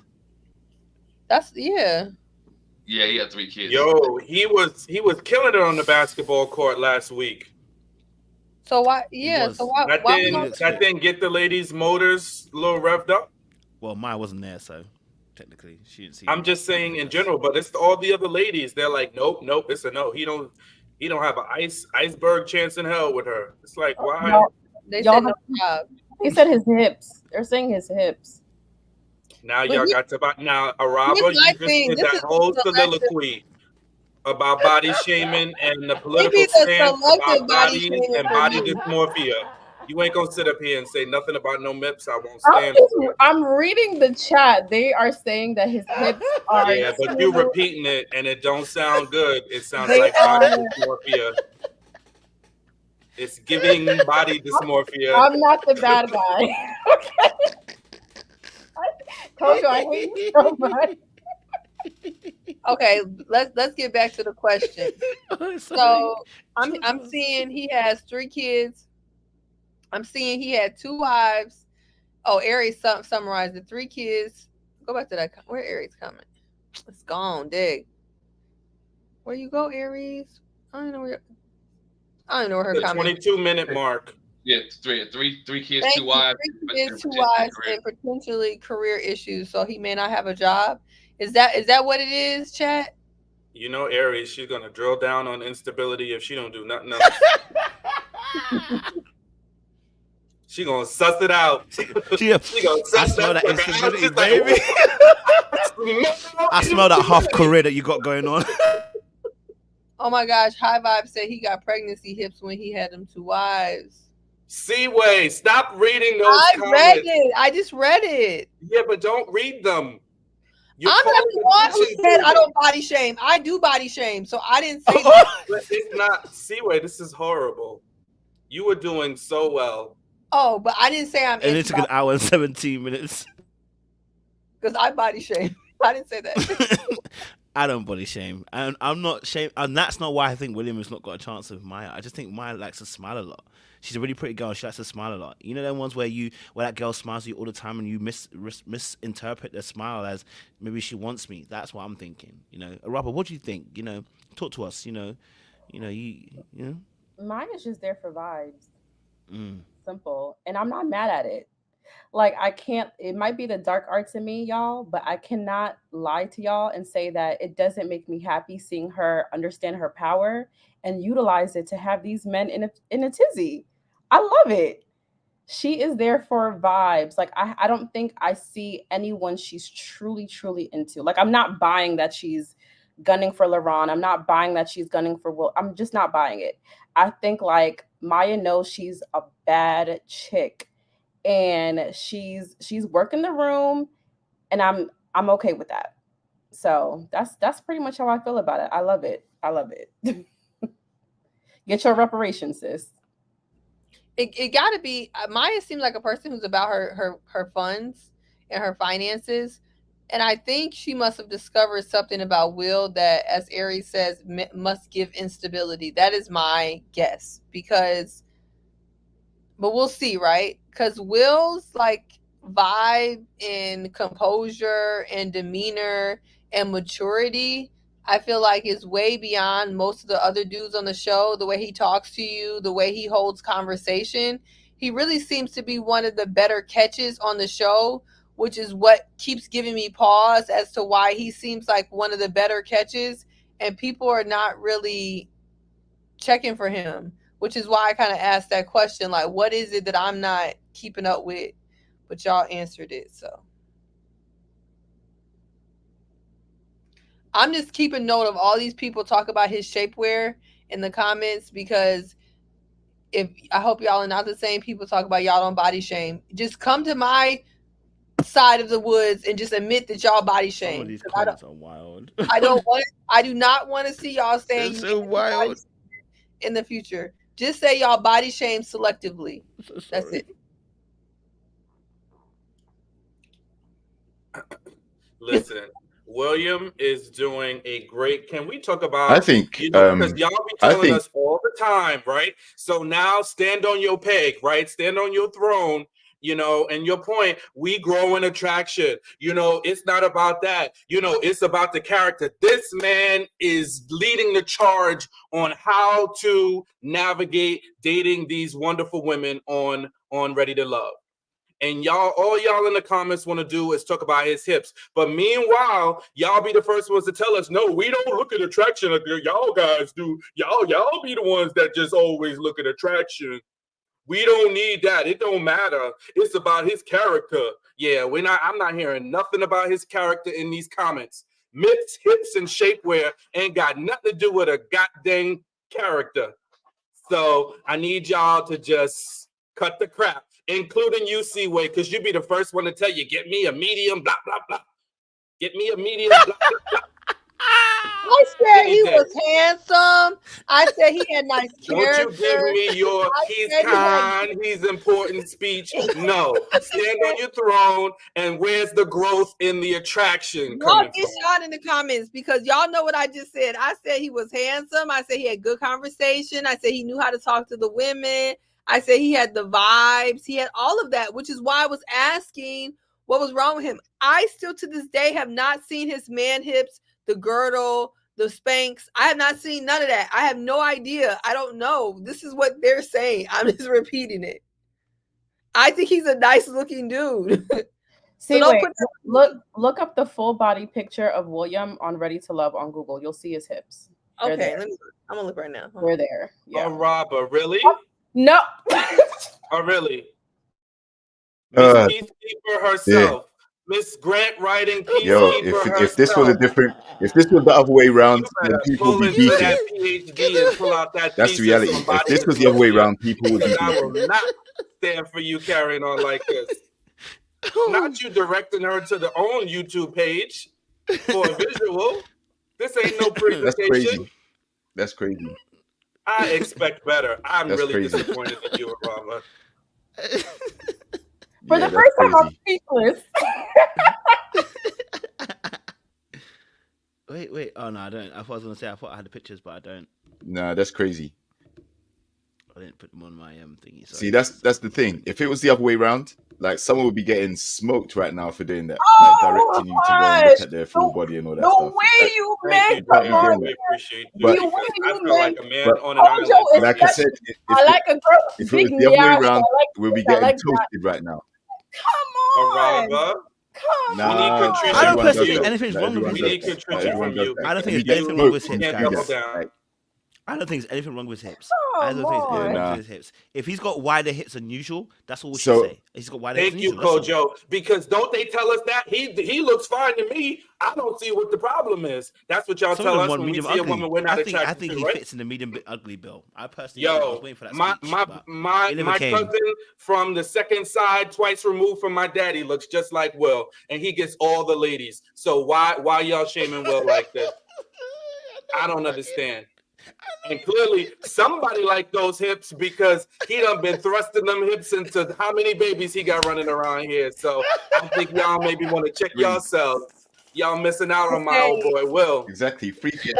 I did not see these hips. I did not see these hips before on TV. Where he been hiding these hips? Have I never watched it? You lot are the worst. Oh my gosh! You're Listen, right, William, But, a but, very but, handsome dude. but regardless, his face card does not decline. His face card does not decline. He's a nice looking guy. He's athletic. He can hoop with you. Good vibes. I do see the hips now. I do. I did not see them before. I was not paying attention. Wow. Okay. Well, It's the 3 kids, man. I'm telling you, it's the 3. Nobody wants to hit the 3 kids. I think it's 3. If I'm not mistaken, it's 3 Glenn, kids. I thought you were about to say he got the hips because he got 3 kids. I was No, like, no, Glenn, you no, ain't stuck either. no. I was like, Glenn, you ain't stuck either. I sure hope that William has a strong continence because this is just terrible.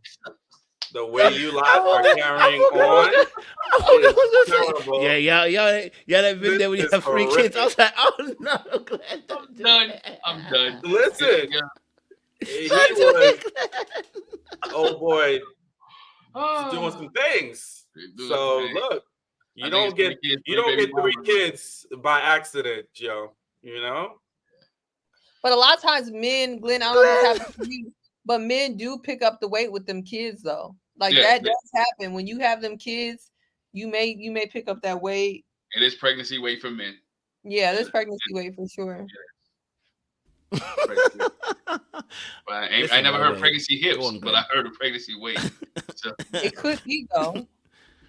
Listen, I'm gonna say this, Glenn. William, if you're watching this, listen, we're saying that. Listen, nothing wrong with your hips. Continue to have the hips that you have, because there is someone who loves those hips. Koshiea loves hips. Bro, it's too late, bro. Man ain't coming on the show after that, bro.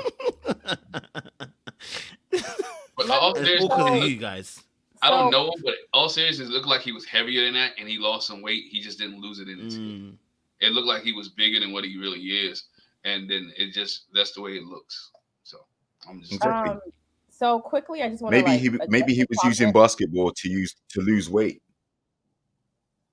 So can I just quickly address That's why he's so good. Maybe he spends so much time on the court playing basketball, lose weight, get in shape.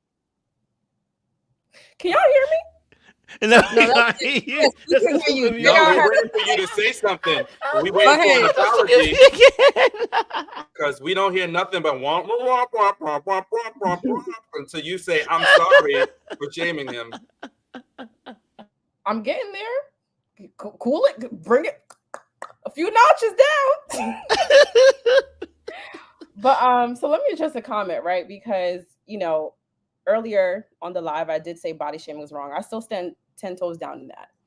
I was simply pointing out that the comment was saying he has hips, and he does, right? A blind man can see he has hips. And while he has hips, that is not particularly for me. That's not particularly for people like Koshiea or whoever, or Maya, whoever. And it's okay. We all have preferences. So me pointing out the fact that this man has hips does not mean I'm body shaming it. It's just simply not a body type I'm going to date. So What? Oh dear. Where was the apology? Because you said you were getting to someplace.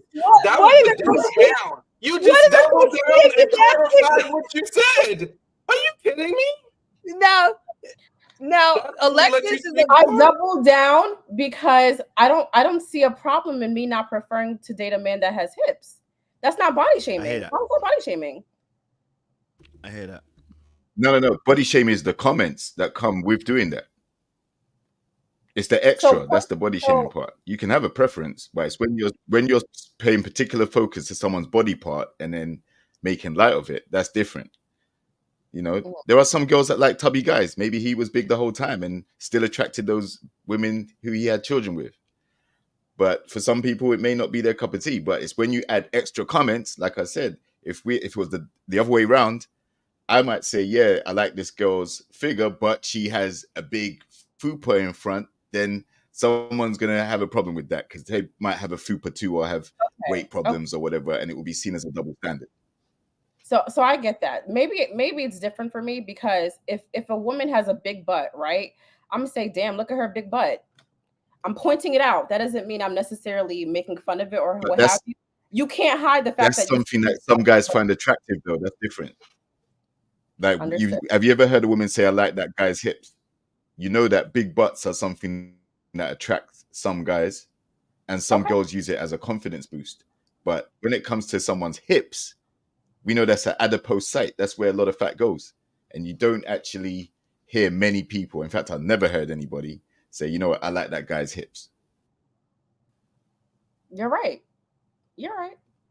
So I think their connection is just cordial, civil. I think he's very attracted to her. He thinks she's the prize, the star, like she's the one that's captivated his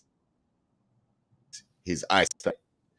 It's not mutual, but she's still respectable enough to not be dissing him and not even throwing any shade his way. So I think there's a respect level there where she likes the attention, but he's not the one for her, and he thinks that she's the one for him.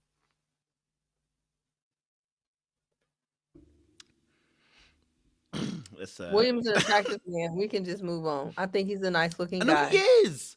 Yes, and I will clip this part up too. Say it again so I can clip it up. I think William's a nice looking man. I've said this for now 4 lives straight. So whether or not he got whatever he got, don't matter. We all got something. Okay. So his sum is his something. I still think he's a very nice looking guy, which is actually, if we can go off of what we were saying before and go back to my original statement, because I do think he's a nice looking guy, is why I was asking why people don't seem to be rocking with him. And I guess that's how we got the toxic tangent. But I was just trying to figure out why people weren't necessarily rocking with him, because he is a nice looking guy. And he seems like he has good conversation and he's very respectful. So we'll just leave it there, because he ain't did nothing to nobody. So I hope he don't feel bad after watching this back. But I hope he has thick skin and he know that we be talking trash. It's okay. He's beautiful. Listen, I've got hips as well, William, so don't you worry about that, okay? We both got a little bit of hips here as well, all right? The ladies quite oftentimes tell me my nash is too big for a man. Listen, and it takes the ladies away from me. So I totally understand where you're coming from. Don't you worry, And I can imagine myself losing some of the feminine people who want me as well. So don't take it too seriously, all right? I have hips as well, so don't worry. Let's. Why are you looking at that, Sean? Why are you trying? You look like you disagreed with me, bro. No? Okay, fantastic. All right, cool. Let's move it on then. Legs, hips, and body. All right, let's go to the next one. We're going to talk a little bit then about Koshia, Jonathan, and Laron.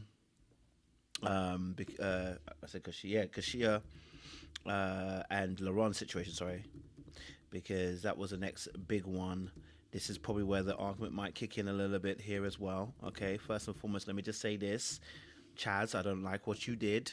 Okay, I don't like white knights. Okay, they tend to come in there white knighting, all right, and really aren't that white. Okay, so personally, I was not a big fan of what Chaz did in there, coming in there and took a side straight away when he didn't know the full context of the conversation. Okay, and then started playing like a little puppet, telling her, you can't see she's upset. You can't see she's upset. I was like, you are playing up for the cameras, sir. All right, back up. All right, take your ass elsewhere. But then obviously the disagreement between Koshia and Laron was also quite interesting. So I can't wait to see where this is gonna go in terms of conversation, which side people are gonna fall on, because they were calling me a couple of names, because of what I was saying about the Koshia and the Laron situation, So I am interested to find out, and I'm willing to stand 10 toes down. Okay, all right, we're gonna stand on business today. Okay, all right. I think they're both manipulative, personally. Okay, so what's your ladies and guys' thoughts on this situation? Those who have hips, ladies, tell us. When it comes to the Koshia and Laron situation, where do you fall on this particular side? Yes, Seaway. Oh, Araba says she's willing to go. Seaway, no? Okay, Seaway. Okay, go for it, Seaway. Tell us. I lost a couple brain cells listening to them go back and forth. I honestly was like really confused over what the whole disagreement was. I'll take it one by one. At first, I'm listening. I'm like, okay, Koshiea is playing in his face. That was my first thought. I'm like, she's playing in his face. She's not giving him a direct answer as to why she had fallen off or why she was distant. I was like, girl, okay, just give him a straight answer. I've yet to hear a straight answer. This is a pretty simple, direct conversation. Then he proceeds to be very kind of combative, right? The C word, aggressive, kind of over the top. And I'm like, okay, now he's being immature. And then her response is to, get sad or say she's not doing this. And I'm like, again, this is evasive. Like, this is a very simple conversation that to me was had by people exhibiting very low emotional intelligence on both sides. I'm like, this doesn't even have to escalate to this. It was just very silly. And then he does the very immature thing, which I think Chaz was trying to comment on later, dismissive, I don't care thing. But before he pulls that, then he tries to play a little game with Maya, which completely upped the ante, in my opinion. Now you're trying to play some dark arts game with Maya, which upped the ante. And then that's when Koshiea was crying. And then he proceeded to be dismissive to her crying, which was childish. So, like, I don't even know what score I'm at, but it was just very ridiculous. And then, yeah, Chaz does jump in. I'm sure he had some type of white knight maybe in the back of his head. But at the end of the day, if a man is going to be a leader and a man wants to, and Laron seems like one of these people who wants to exhibit some of that, right? You need to have some type of ability to emotionally regulate. You need to be able to kind of help guide the arguments and kind of de-escalate the arguments. And to me, all Laron did was escalate the argument. Very sassy to me.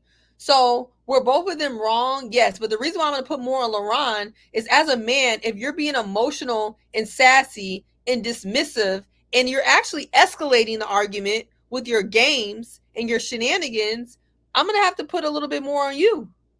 Because as a man, I feel like Chaz was trying to say, look, I've done the dismissive thing.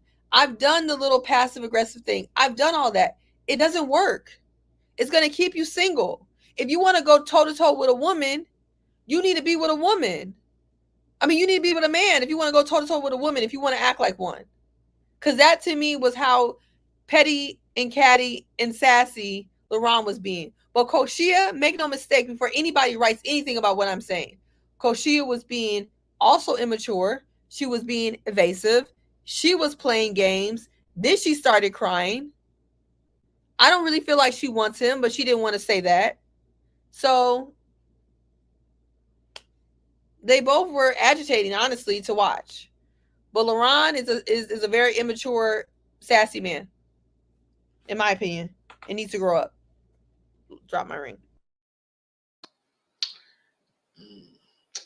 It was a lot of alcohol flowing, and it was been flowing for a long time. In this pettiness at its finest. Pettiness at its finest. Even especially when Maya came into the room, that was petty. Because you drew her into something that she had no idea what was going on, and she could have became a target at that point, where she didn't have to be. She could have been something where Koshiea could have, if she wasn't as mature, she could have took all her attention off of Laron and gave it to Maya, and then he would have had another issue, another problem, because he drew her in to that. He got up, bro. Actually, literally got up and say, you know what? I'm gonna go hug on her. I'm gonna call her greedy. We're gonna laugh and smile because you smiled in the other guy's face in front of me. I'm gonna use quotation marks, in front of me, on a dating reality show where you're supposed to mingle and meet with other people. I'm gonna go laugh and smile in somebody else's face while we sitting at this table, right? The way they edited and they chopped it up is like he was been plotting all day long for this one moment so he can sit down and tell her how he really feels. And then she says, I'm just going through the process. I just want to go through the process of you dating other people and seeing other people, which translation means I'm trying to cut you off, but I don't know how to do it, but I need to save you a little bit too, because you might be able to save me. I don't know what other connection she has, but they're both playing the game. The tears, I don't know. They seem. I'm not gonna say genuine. They came flowing. She was probably a little bit hurt for him being dismissive. Like you'll need me sometime. Oh, come see me sometime. What I think he said. It's just one of those things. And then with Chaz jumping into it, he was trying to save the day, but it could have went south on him too. Him and Laron could have had a little issue, a little beef. Sometimes you got to be careful about those situations. But I think both of them was being petty. Again, you're talking about smiling up another people's face on a show where you're supposed to smile and talk to other people in their face. If you two are linked up and this is your one and he's your one, you know what? Bow out gracefully. Say, you know what? I found my person. She found her person. Hey, Tommy, we got to go. This is who I want to be with. There's no reason for me to do any more episodes. This is who I want. But neither one of them wants each other. And I think that's the sentiment there. But again, I think a lot of this was alcohol related, more so than, which is immaturity. But it's bad.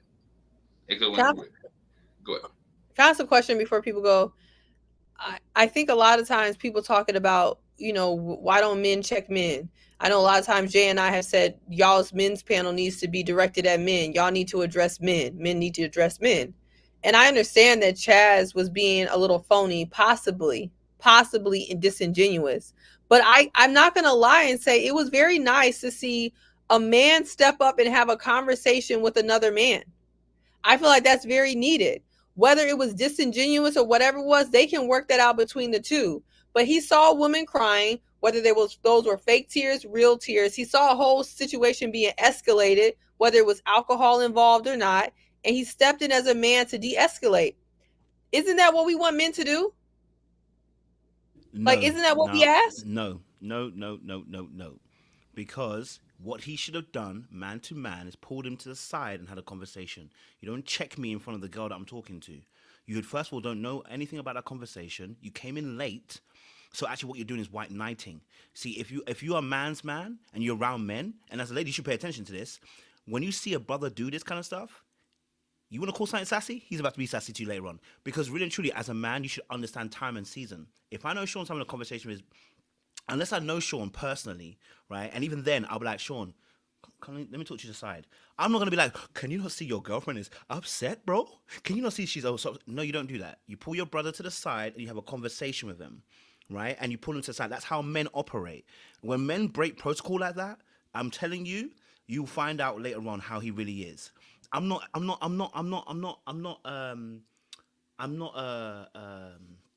excited about what Chaz did, right? And ladies are looking and going, "Oh my God, we just want to see. It's not what we want to see. Men checking men. Yes, check them. Not that part. Not that part. Oh okay, yeah, you're right. That part I do know. I do know what you're talking about.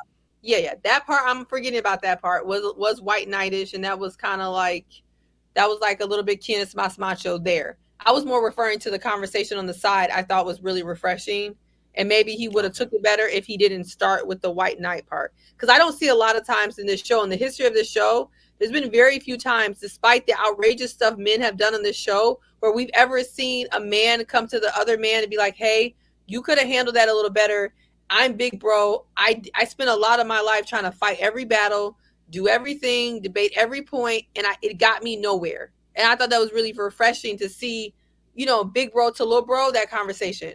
But yes, the stuff at the table was a little white knightish, and I don't disagree about that at all.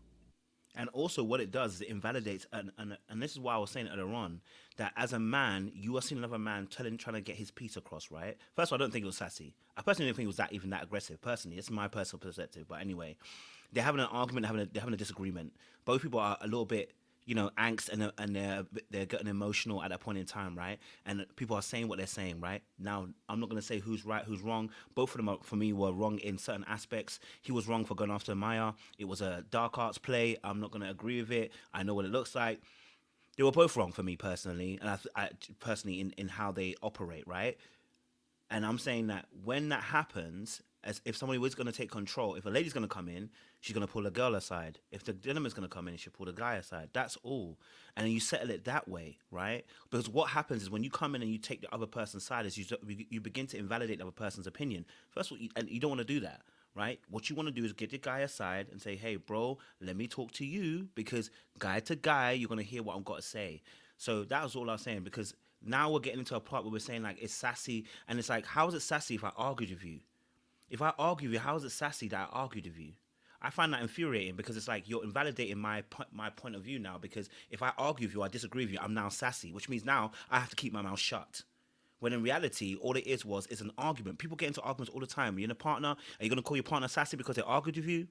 You're gonna call them sassy because they disagreed with what you said, or they didn't agree with exactly what you said. That's not why he's sassy. I don't like that. I don't That's like that, not because why he's sassy. that literally shuts down men, and this is why I was very angst about it. At that point, it shuts down men from actually expressing themselves, because as soon as they do, you sassy. You sassy if you open your mouth. You sassy if you say this, and it's like both of them were wrong. And I've never said any of them are right. I never said this. I said both of them are wrong. But the moment you label him sassy, and I haven't labeled her masculine for saying what she said. No, you disagreed, and it's a disagree. It's a disagreement between two people, right? So I'm saying I can't agree with that. That's my standing on that particular part. You know what I mean? That's Check not me. why he's sassy. Check me, boo. That's not why he's sassy. And I see his comments and I hear you. That is not why he's sassy. The sassiness comes from the pettiness of it. The sassiness comes from the escalating the argument. You guys, he had a legitimate disagreement. He brought a legitimate point to her about why she was changing up on him. She proceeded to duck and dodge why she was changing up. He was like, look, your response is not really answering my question. Like, I'm asking you a question and you're not answering it. We're not at the sassy point yet. The sassy point begins when the argument is getting escalated. You proceed to get on dark arts, playing all the games with Maya, pretending like you don't know what's going on. That is very sassy, because now you're escalating and being petty. And to me, being petty is a sassy way to be. Now, I don't know what's to debate about being petty is not sassy. Being petty is sassy as hell. I don't know what type of woman wants a man to be petty. Okay, and so then here's when this. Oh, sorry, you haven't finished. I apologize. I was gonna say, then on top of that, when everything is escalated, she's crying for what she's crying because now she's heated, she's upset. He like, I don't really care. I'm gonna walk off doing all this again, being petty. For me, when I see a man being petty, that's sassy as hell. The whole thing is sassy. So you can minimize it, not just you, Kojo, Laron, or whoever else, to talk about men. As soon as they disagree, they're sassy. As soon as we debate, they're sassy. Hell no. If that's what you guys want to believe to sleep at night, that's fine. That is not why you're sassy. You're sassy when you start being petty, to me. And when you have the opportunity to de-escalate a conversation, to de-escalate an argument, and you proceed to go toe-to-toe. Because if you want to keep going toe-to-toe with a woman and then escalate the conversation, to me, that means you want to act like a woman. And that's when I'm going to call you sassy. How is it toe-to-toe when we're having an argument? People say, listen, you're masculine. You disagree with me, you masculine. No, I'm not. There you go. It's insulting to say that when you're disagreeing with me, to say you're masculine at that point, when you're just giving your point of view. You are having a point of view. You're emotional. I'm emotional in that moment, right? We're disagreeing, okay? All right? Now, the thing that he did with Maya, I disagree with that. No one should be doing that. For me, that's manipulative. I'm going to call it as what it is. It's manipulative to do that, right? Because he knew exactly what he was doing and then tried to downplay it. The sassy part where it's annoying for me is because it becomes an insult. It's not about you describing an actual behavior. You're describing an insult. You're insulting the person. And what you're doing is you're actually checking his masculinity at that point in time. And that, for me, is frustrating because what that happens is, like I said, that shuts down men from having to express themselves.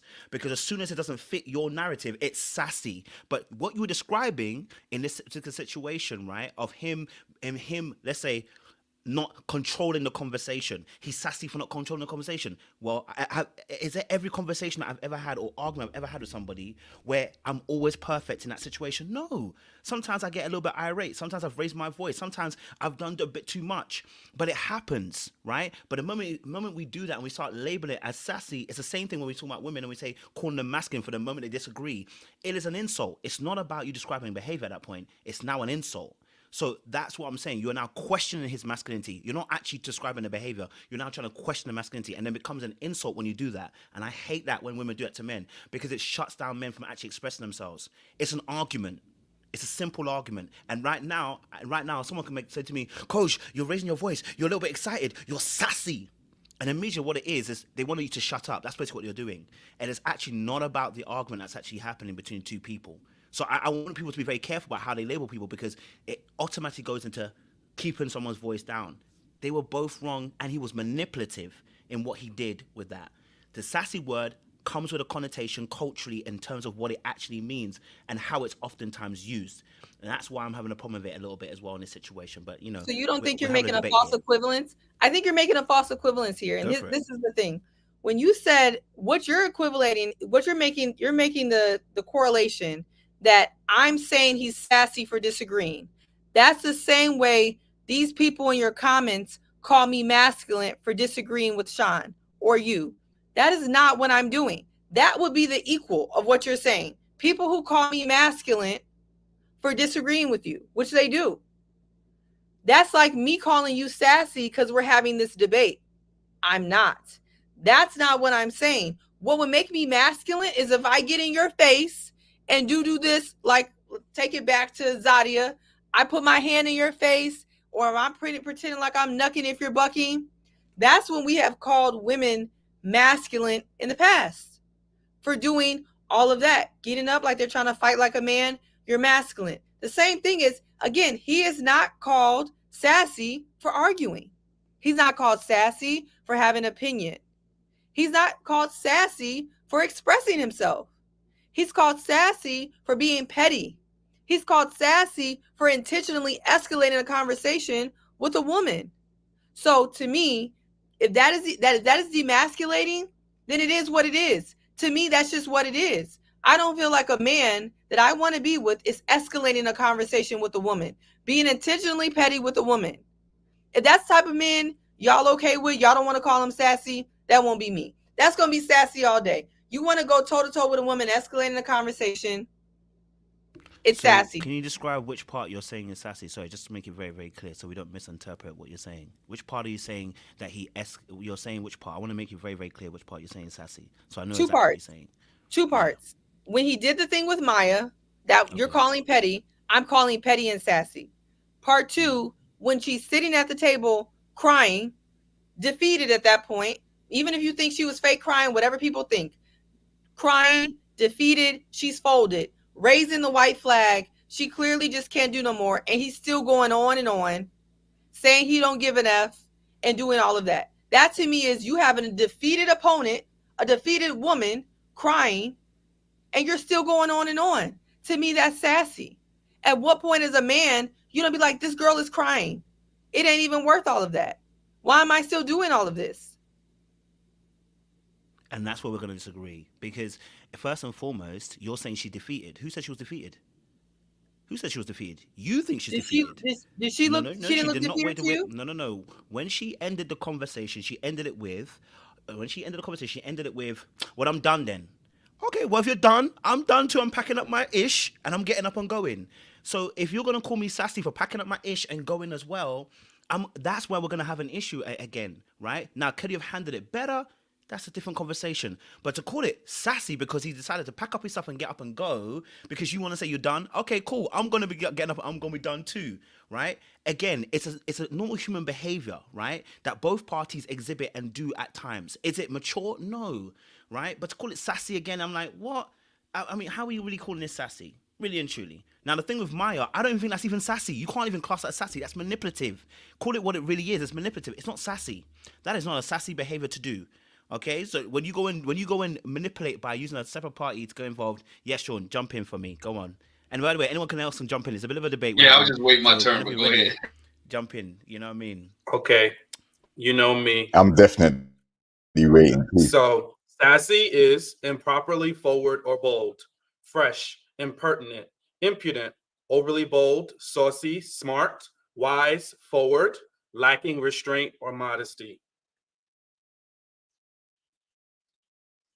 Sassy. Where does that apply here?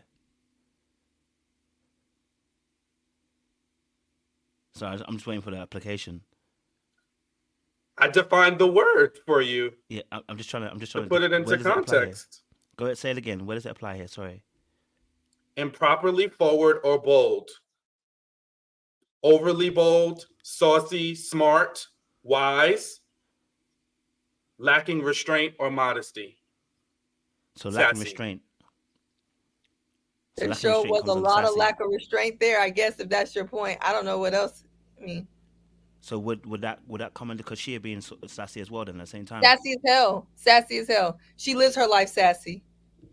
Okay. But it You was didn't say still that when like- you originally made a statement. You didn't It say was she was put on for sassy the when you audience, made though. your To me, statement. This is my point. when I- When you made your point, you didn't say originally she was sassy. That's my point about why Isn't I'm it a saying kind this. of given she's You sassy? didn't- No, you didn't. Come on, Isn't see, but it you a didn't say given that. though she's sassy No, though? no, it's not a given. You didn't say it because Aren't we again, all- aren't- your point was to shoot him. That's my point of why I'm saying this argument of where it's going. But anyway, sorry, you're going.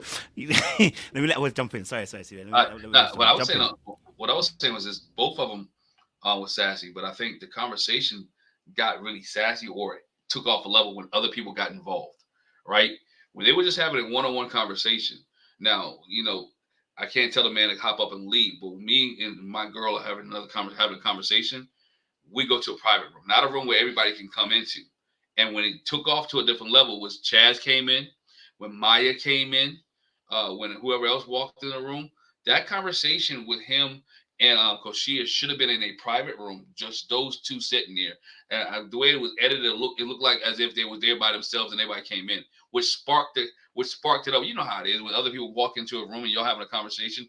Everybody adds their input, everybody adds their injection. If you look at the crying happen when Chad started adding his stuff into it, Laron stayed there, and now everybody's going back and forth because again, other things that was injected into it. Was the stuff with Maya Petty? I said it before. That was something that where she was an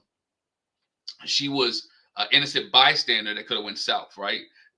Plain and simple. It could have went south. They were having a conversation. Bro wanted to know, hey, you haven't been feeling me the same way. You haven't been talking to me the same way. You haven't been texting me the same way. You haven't been communicating me the same way. Can you tell me what's going on? Now, was the pajama party the right place to do it? I don't know, but he felt that way, and he felt like, you know what? I need to let this off my chest now.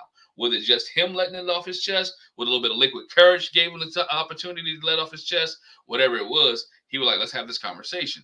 Now, was she was being vague in her answer and wasn't giving him the answer that he wanted at the time. So by being vague in her answer, he was like, yo, I still want a clear-cut answer. Let me know what's going on. Why is it different? I thought I was your number one. Now, here's my other problem with that is, why are you mad at her smiling up in people's face when you're dating other people? You and Maya had a great conversation. You and Vanessa had a paddleball. Again, you want a show where people supposed to smile in other people's face. That shouldn't bother you, right? If your connection's that strong, if your connection's good, now you shouldn't be bothered by her smiling in somebody else's face because you should be secure with yours. If you've done everything that you needed to do to make sure it was locked in tight, you wouldn't care who's else smiling in her face. You wouldn't care who else. I think go back to the scene. Who else plate she fixed it, right? Because she told somebody, "Let me fix your plate. Let me walk this over to you." It would never mattered because again, you're locked in with you and her are locked in, and so again, there's a little bit of insecurity if you're not 100% sure if you locked in with her or not because you're feeling some type of way. Or I hit this comment. He said, "I'm not saying it because it's elimination tonight." What are you implying? You're implying I'm here just because to make sure you're still safe, to try to keep you safe, right? And so there's a lot of pieces to the conversation, a lot of discussion here. Both of them was wrong. Both of them was petty. When she got an audience, it picked up a little bit more, right? And he was like, "Yo, I'm done with it. You gonna need me or you gonna need something from me? Let me roll on." And that's where I think that's where everything went south at, was the fact that audience came in and they had to put on for the show. They had to put on for the people that walked into the room. So I think there's no. Oh, go ahead, Sean. No, go ahead. I'll go after you. Yeah, I'll be quick because I think y'all pretty much hashed out everything. Yeah, unsassy that was. You see how that was not sassy? I mean, I would have gone first anyway. Call me sassy. Go for it, Robert. Yeah, I think like there's no denying that Laron demonstrated the very characteristics that were used to define the term sassy, right? Just as Sean read to us.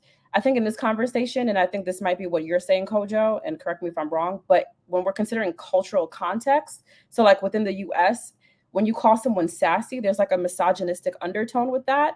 And so then it becomes an insult rather than describing how someone's actually behaving, right? So I probably would have chose the term immature. So he's acting immature versus saying sassy. It's almost like when we call a man a bitch, right? It's automatically like a stinge to it because you're kind of calling him a woman. In this cultural context, in our society, when we, think about normatives within our world, like we usually reserve the term bitch for woman. And so when you automatically like go to that, then that misogynistic undertone, it can kind of like not be suited for this type of scenario. So I think he was acting very immature, but I do agree with you, Koshia. I don't think sassy would be the best term to describe what he was doing. Well, I'm glad I let you go first because there's no need for me to read my Urban Dictionary after you made that so eloquent. Now that's my PhD right here. So I love it. I'm done. I yield my time. You better say something. Don't be acting all sassy. We just all being politically correct up here. I'll be the bad guy. y'all know good and well. I'll be the bad guy. What is it? I'll be the villain. I wear it all the time on this. I'll be the villain, Harpo. Whatever. Whatever. Yeah. And don't jump in, JR.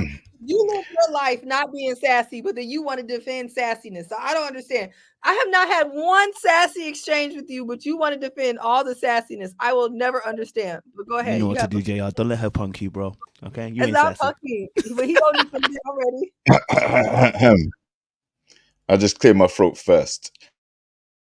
All right. So listen, the scene was basically, we watched 3 or 4 parts to the episode where Laron was kind of observing how Koshia was moving. I mean, so how Koshiea was moving, right? Now, he saw her interacting with these other guys, and at the same time, he's questioning, wait, our connection's fallen off recently. Like, we ain't been talking the way we were. We're not messaging the way we were. And she's now with these other dudes. So I think there was a level of kind of insecurity / jealousy behind what he was about to do next, right? And also, more importantly, a level of uncertainty, because Glenn said it. Like, if you're certain and confident in your connection, then there isn't anything to worry about. The point is, he wasn't, because the connection's fallen off and he's seeing her with other dudes. So he's uncertain about the connection now. When he sits down with her and he brings it to her attention, listen, like, we're not as close as we were before. Like, the messages have fallen off. She affirmed it, and she was smiling while she affirmed it too. She's like, yeah, you're right. Yeah, I did. So again, he's expressing it, but she's kind of like saying, yeah, and what? I'm here to enjoy the process, and I'm going to let you enjoy yours, and there's nothing wrong with it. And she's perfectly right to say that too. She's perfectly right to remind him that in this process, look, at the end of the day, you're going to have to mingle and meet other people, date other people. I think where the confusion comes is when she said, oh, well, you know what? We can basically call it a day now and go off with each other if we're that certain with each other, right? So I think there's kind of elements of she does like him, he likes her, but there's too much uncertainty at the moment. And I think what he was looking for was for her to explain to him why things have been dropping off, not just sit there and say, yes, they have. So I think he was a bit butthurt, and then that led to him using Maya as the prop to get back at her right in front of her face. I think he thought, you know what? You're sitting here smiling in front of these people's face. You see nothing wrong with it. Okay. So in mid-sentence, which is where I think what hurt her, that's when he got up and started to go in on Maya. And he was probably overly more affectionate with Maya in that moment than he's been with Koshiea the entire time. So that's what made her hurt, because her so-called top connection has now just got up, and after their interaction, just immediately, in the middle of their interaction, immediately goes and cuddles up and kisses on the cheek a lady right in front of her face. So now she is the jealous and insecure one, despite her having her stance a few seconds earlier. So I think that was a whole mess. And then when everybody else started coming in, I think Chaz was pandering. I think Chaz just wanted to look good to the other ladies. I don't think he particularly, you know, had Laron's best interest at heart. You know, he doesn't even know him like that. There may be an element of him that saw the crying and felt sympathy, though, at the same time. But I think that was mostly to try and look favorable with the ladies. I'm the mature one. I'm going to set the record straight here. I'm going to make sure Laron knows that that was the wrong thing to do. And that's going to endear him to more women. That's what Chaz's game was, in my opinion. So I can see so many different things happening in that scene. Yeah, go ahead. Go. Can I ask a question to you, though? Because Why? I'm about to go in on the sassy part next. Okay. I just want to know, why do we have to label what Chaz did as pandering, as Captain Save-A-Ho, as you know, trying to get brownie points for the women? This is a genuine question, right? So I'll tell you my opinion. For me, I appreciated what Chaz did, and especially it's refreshing because we don't see enough of it. And I think sometimes the accountability has to be as loud as the disrespect. And so this, for me, I think set a precedent and it set the tone. Like, if you're doing something wrong, as my brother's keeper, I'm going to check you about it. We can have debates about whether people should be checked in private or you know, in public, but I think sometimes it's like, it's okay to call someone out when you don't agree with the behavior. But I also want us to kind of dissect why his behavior bothers and triggers a lot of people, and they don't think it's genuine. So that's a genuine question for y'all, or JR. Right. I'll just answer that real quick from my opinion. Like, so the thing is, Chaz, the reason why I particularly think it was disingenuous at that particular time is because of the level of investment he showed in it. It's not his fight. It's not his business. And it wasn't even a back and forth where they're both getting heated. As we know, we've seen Koshia's temper. Like, it wasn't even getting to that point. She was upset, yes. To give Chaz credit, he did console her first and then get up and go and speak to Laron afterwards. So he was even-handed in that. But I'm saying that level of peacocking in front of everyone and trying to, look, you know you did wrong. Like, that was, to me, trying to definitely endear himself to more ladies. Which, again, technically there's nothing wrong with it because that's what he's there on the show to do. But the picture that you're painting of yourself in that moment is, I'm grandstanding, you know. And let me just address the sassy part real quick. Fact of the matter is, if you call a man sassy, you're emasculating him, right? Because in that moment, like, he wasn't being sassy. What he was doing is giving payback. He's saying, okay, if you can do it, then I'm going to do it too. We're in the same process together. So if you think I should be cool with you going and kikiing with all these other dudes, then you should have no problem if I go and get up and kiki with some other ladies then. So you can call that sassy, but they're both entitled to do it because they're in the same process. They're trying to find the one. They thought they had a connection, and now it's going haywire. And instead of resolving it together, now they're trying to involve other people in their mess. Listen, I'll say it again if anybody missed it. It's not when he pulled him aside that's the problem. It's the beginning part. It's the beginning part. And that's what told me about him. I would never, ever, ever, ever, if a brother is arguing with his chick, go and be like, baby, you okay? Oh, you crying? Brother, look, can you not see your chick is crying? Can you not see that she's emotional? I have no clue what you guys spoke about. I don't know what the heck happened. What if she just cussed you out for the last 10 minutes? How do I know? Right? If I go in there and I automatically take your side, there's a problem with that. Right? Imagine you're having an argument with a white person. Right? They call you a racist name. And another white person comes in and goes, and just takes the side of the white person. You're going to call that white person some particular name. You probably racist too. You just took on the white person's side.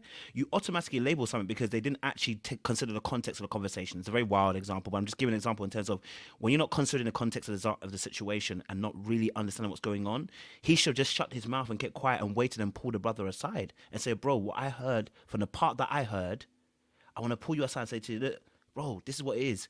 Between men, we don't do this kind of stuff.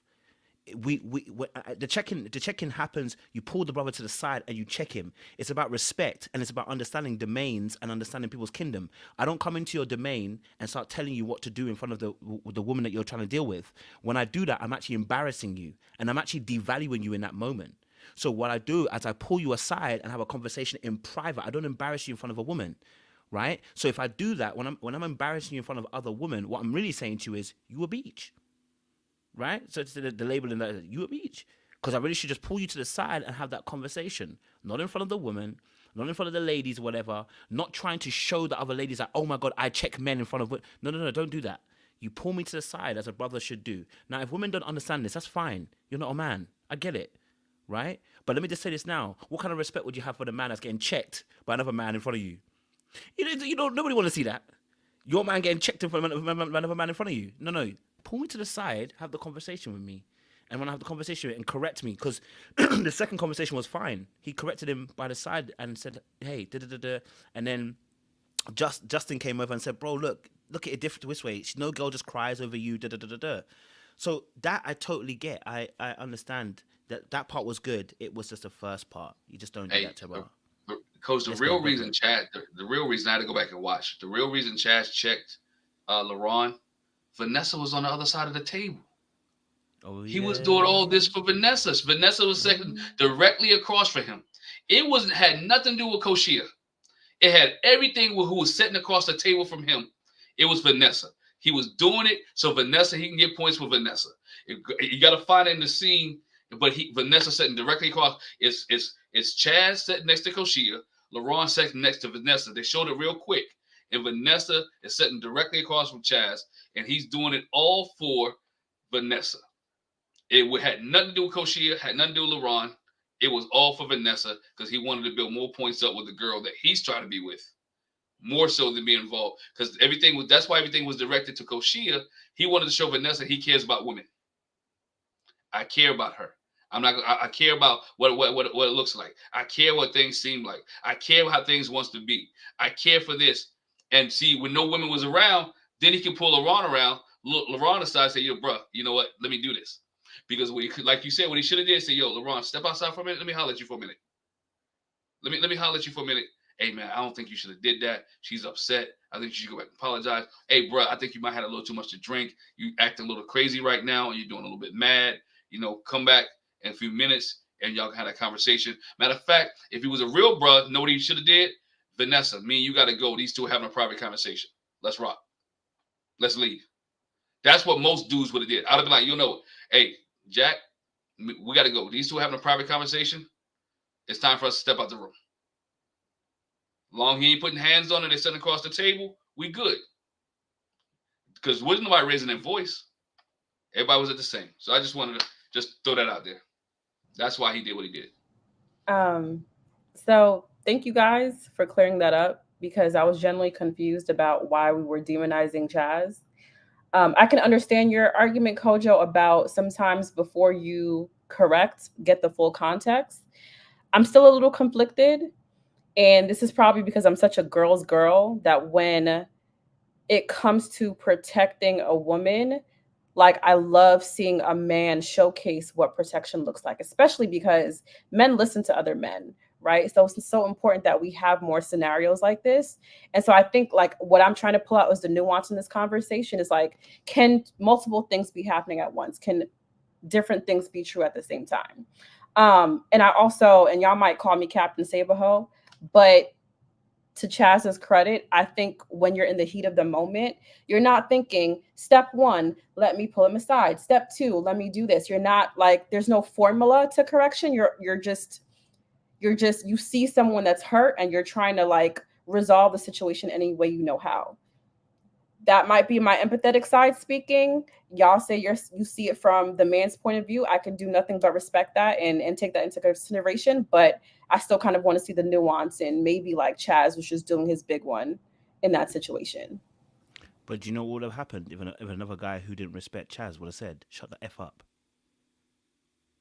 Do you understand what I'm saying to you? Like if I'm talking to my babe and I'm having an argument and you step in, I'll tell you, shut the F up. Why are you stepping in and interrupting? You didn't hear the conversation. You don't know what happened. You don't get to step into my domain and try to check me in front of my girl. Don't ever in your life think that's going to happen. Because the moment I allow you to do that to me, your disrespect is sending a signal to other people that I'm a weak man. You must be mad. He's lucky he didn't get something else to him. That's why men understand this. That's what I'm saying to you. A real man's man understands this and will not check the person in front of his girl. He pulls the guy away, say, bro, come here. Let me talk to you separate. Do you know what I'm saying to you? We pull them away. So if you don't want to, because as men, again, violence is a real thing. So you don't ever step to a man and come into his domain. You didn't hear the whole conversation and then go to his girl and be like, yo, oh my God. Like, no. And that's why we're saying that he's pandering, because at that point, he just needed to pull the person away. He knows the rules. That's why what Glenn's pointing out is absolutely true. If Glenn was arguing with his missus, do you think I'm going to go in there like, hey, Glenn, I won't even go to Glenn. No, go to his wife and be like, are you okay? Is Glenn being rude to you? Yeah, Glenn's been rude to you. Your feelings are not being taken care of, are they?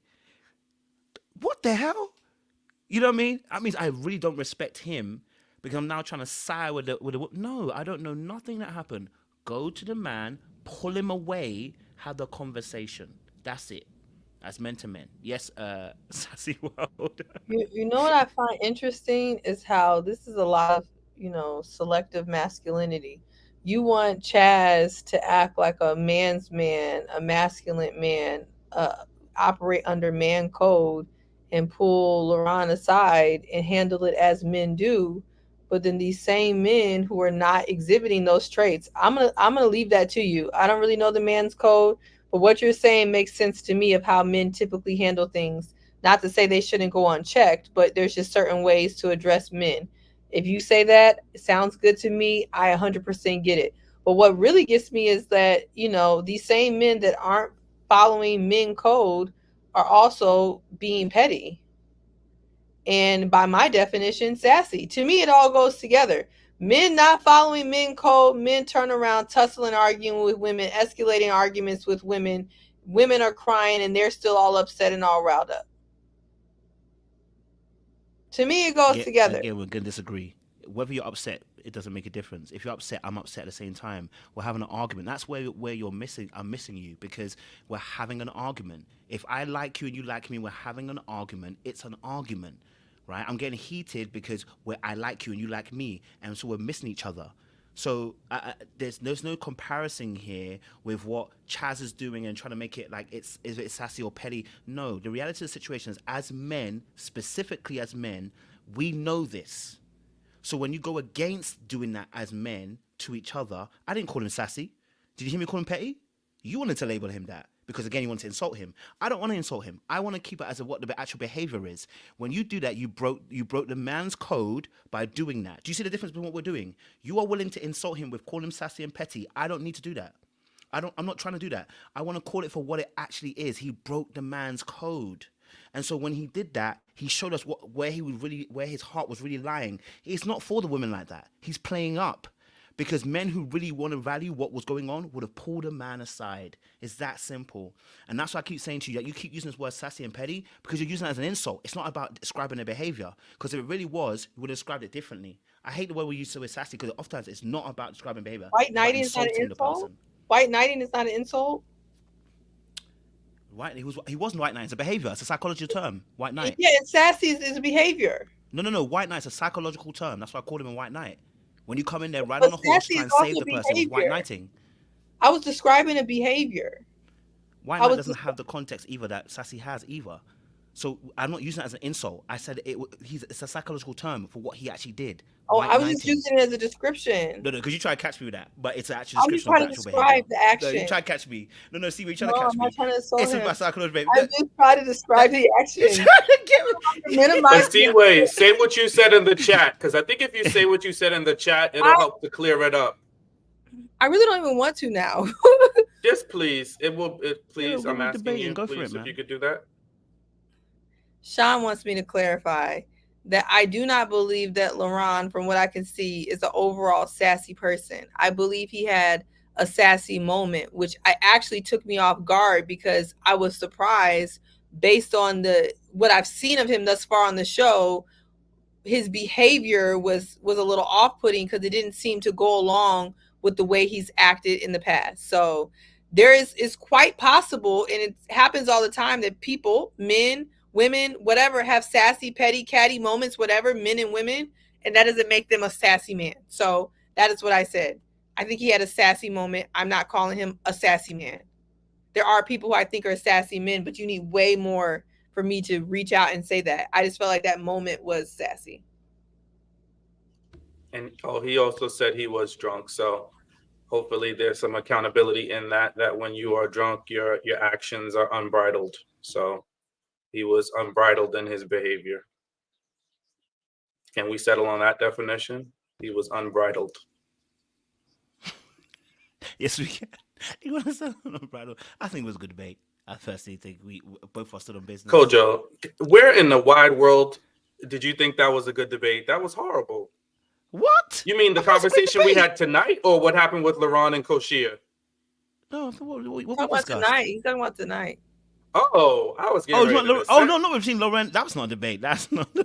Oh, I was getting ready to say. Hey, Sean was on 10. He was like, where did you think that was going to be? And the lady said, no, we're sassy. Not. Like, nigga, get your ass together. Laron, the women said we ain't using your new term that you wanted. Your what is it? Your clean it up term. We ain't using that. Oh, they're not. They're standing on business with sassy. We're standing on business today. Unbridled. Okay, I'm gonna stay unbridled because I want us to, if it's offensive, if people are taking offense, just like we wanted Laron to take a step back and consider Koshia's emotions and not go full tilt. I think we need to take into consideration Laron's feelings about this, and maybe perhaps that word is triggering or making him not feel, feeling some type of way or feeling like we're trying to insult him. This is also why I don't like when men drink. I don't mind you having a drink or two, but yeah, I really don't like when men drink, because again, this may have been out of character for him. I would believe that if he says that, but it's hard for a man to be a leader or an emotional leader in a conversation if you're drunk, or very tipsy or whatever. It's gonna lead to this type of exchange, because I'm pretty sure if he was sober, he may not have had that type of response. I'm sorry, what enemy is Laron talking about in the chat? Can you just clarify, crush the enemy, please? Just clarify that. He said there was some wild things that happened. That's why he was like that with Koshiea. Apparently, there's some wild things. I don't want to say what it is. He has to say it himself. But okay, so then if that's the case, then maybe you don't have to go too deep into detail. But that kind of threw me off a little bit. I didn't even see crush the enemy. Yeah, that's all I saw, and I'm like, see, I'm not gonna say what I was about. I'm starting to think, Laron. Go say it. Go. Let's get ahead of the devil. I'm sorry, Laron, but it's a little goofy. Like you give a little bit of goofy, and so I'm hoping there's more context to this. But like what I saw on the screen and what I'm seeing in the chat, it's a little goofy. That's what I was gonna say. Well, what do you see in the chat? Because I was gonna say I'm starting to think between Laron, Lamar, Koshia, and company. This is the reason why the show is not coming back. I'm starting to see why this show ain't coming back. We're in our last days of this earth and of Ready to Love, because whatever shenanigans y'all had down to that show, down to that house, is the reason why this show ain't coming back. So I hope all y'all, we soak it on up, because I feel like y'all did the utmost. Yeah, I'm not for all of this enemy talk, and I'm sorry, but Will had that same approach. And if we're talking about being ready to love, we're talking about relationships. And the minute somebody does something that offends us, somebody does something that we don't like, we got to play psychological warfare. Come on. We got to do better than that. And if that's the way you handle conflict, then you're definitely not ready to love. Because this isn't a strategy show. This isn't Traders. This isn't what is the other show? Big Brother. This ain't Survivor. This is a dating in reality show. And for people to come on here and the minute somebody does something they don't like, it's like, oh, we on war. It's war now. You the ops. Yo, this is a woman, and a woman that you liked 2 minutes ago. And if she did something you don't like, what are your conflict resolution skills? And I'm gonna get on my little throne for 2 seconds. But we gotta do better. And I understand, and I'm not co-signing on insults. We shouldn't be insulting each other. You know what I mean?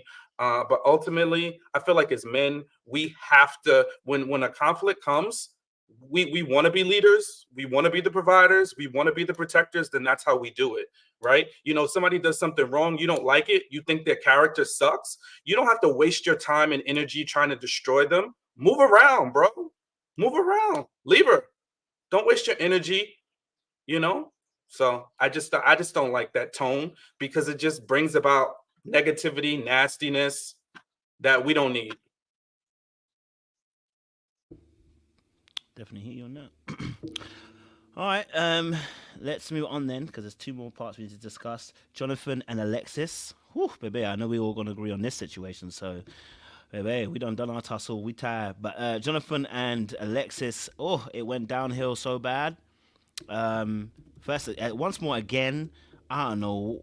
You know, Ready to Love got some culpability here, because they put in alcohol, pajamas, people in the room, playing those kind of games. Yeah, they're always gonna go down a weird way. But I want to know what you guys thought about Jonathan and Alexis, because that situation was unfortunately a little bit uncomfortable, because I think he just overstepped that mark. I think he just missed the signal turns. You know what I mean? I think me and Sean were talking about this earlier. Like, he just missed the signal turns where it's like you could have done so many other things than do pull her onto your lap. You know what I mean? Yeah. So I don't know if you guys want to let me know your thoughts. Raba, we talk to me. Sure, I'll go quickly. That scene was heavy for me. I think this particular bunch has been super like sex craved and very forward, and it's a lot of like sexual, I can't even say connotations or undertone, because it's like all out in the open. And so they've already created an atmosphere where it seems to be the prioritization is sex and getting to know each other in intimate ways versus actually dating and going through a process and finding a partner that's right for you. That truth or dare game, I think, like, I felt so bad for Alexis. And let me say this, right? And this goes back to the conversation we were having earlier, Seaway, because now I remember what Alexis first said to Koshiea. This is why when women say they're uncomfortable, it's important to believe them, because I think Alexis was now able to see what a lot of the other women were alluding to when she was speaking about how some men made her feel uncomfortable. And now I think she finally got to see that in this circumstance. With that being said, I felt so bad for Alexis. So bad for her. She was visibly uncomfortable with the way that Jonathan grabbed her, plopped her up on his lap, and did whatever he did in her ear. And I think as someone who was, you know, I've had experience with SA as well.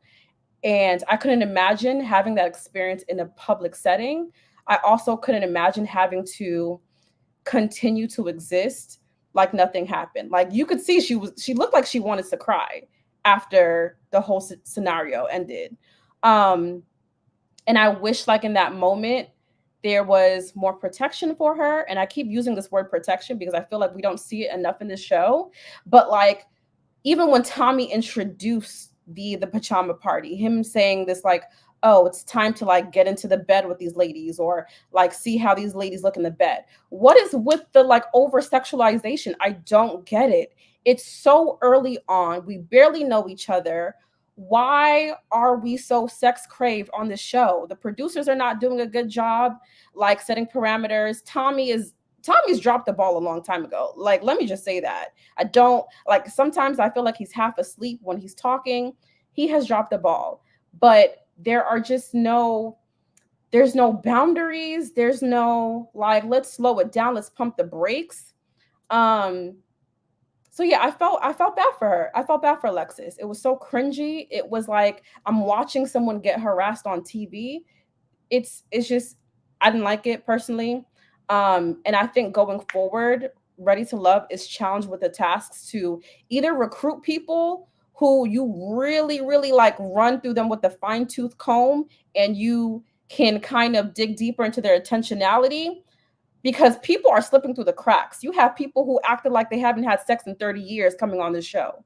Like, if you have to come on a show to get laid, you have a bigger problem than not finding love, right? So yeah, all in all, I was uncomfortable with the scene. I don't think going forward they need to do any more events where like it's getaways or what have you, until there's some real connections and deep bonding being done, because it just looks like a freaking orgy party, or I don't know. But that was my thought about the whole scene.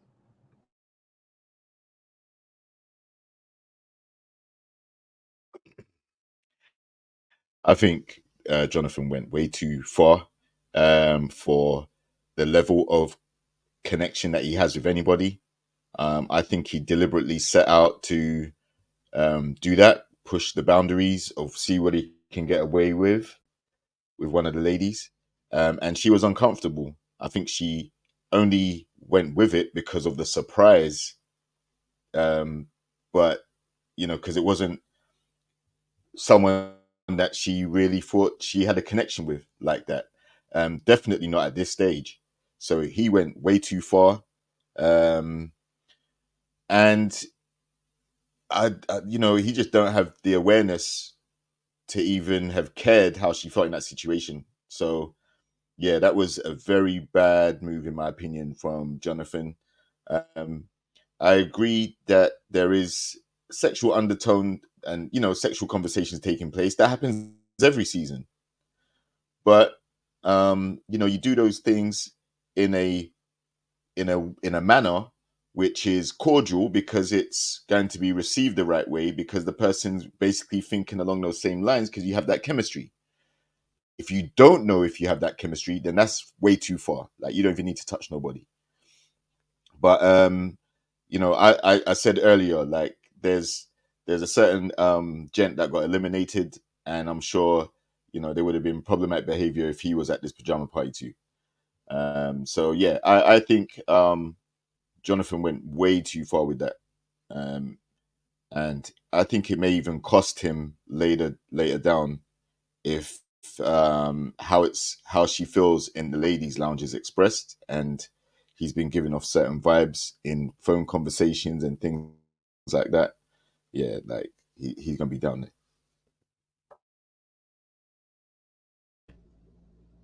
I just want to say, and I was really hard on Alexis last week, and I do hope that she learned a lesson from this situation, because how quick lessons do come. But I even watching that as a woman, I felt like that was awful. And I felt bad for her, because I feel bad for any woman in that situation. I did quickly go back to her last comment and think about Deg, the irony. But regardless, I really just do not like when men feel like they can just kind of take over your space like that and put you in situations where you're just that uncomfortable and have to figure out on a split second what you're going to do or how you're going to respond. It's just very inappropriate. And I do put a lot of it on Tommy, because he set the scene for that situation, and the producer set the scene for that situation, and that's what they wanted. And that's what they got. And it seems like women are always falling victim to, yeah, like Tyra's World, like the boundary pushers. Like that is what constantly happens. And I definitely feel like, if you don't think that was a big deal, it's just kind of weird. If you think Alexis deserved it because of the dumb stuff she said last week, that's also pretty weird. And if you're trying to judge her split second reaction, also very weird. But I do hope that she learns from her last statement that there is definitely not cool not to be a girl's girl, because you're going to need, or you could need, other women to back you, whether online or in person, when you're also victimized. So you shouldn't be such a pick me, because you women need to stand with women. And just like I didn't like how she didn't stand with Koshiea last time, I'm going to try to stand with her on this time. Like, that's just not appropriate way to invade somebody's space. So I hope she learns that. And I hope Jonathan I don't even hope anything for him. I don't think he's gonna learn. It just seems like there's no type of consequences for their actions. This is just weird. Even Laron talked about it wasn't a big deal in these comments. Weird, gross. They probably all think that way. Weird, gross.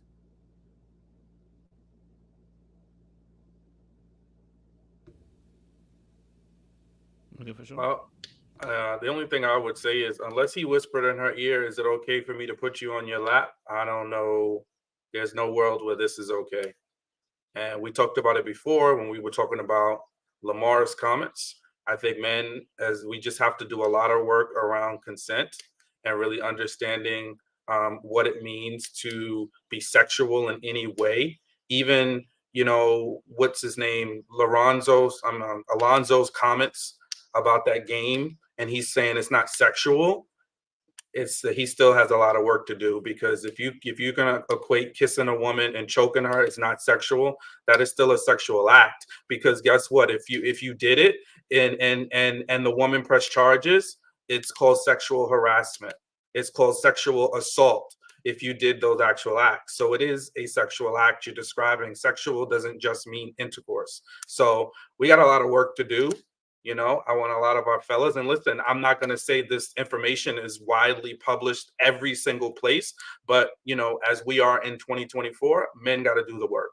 And we can't just shirk things off because she smiled. We can't just shirk it off because, oh, she told me to do X. You need to ask, and you need to make sure she is comfortable with what you're doing, especially and we have the power, right? We have the strength, but we need to use it wisely. And that means wisdom.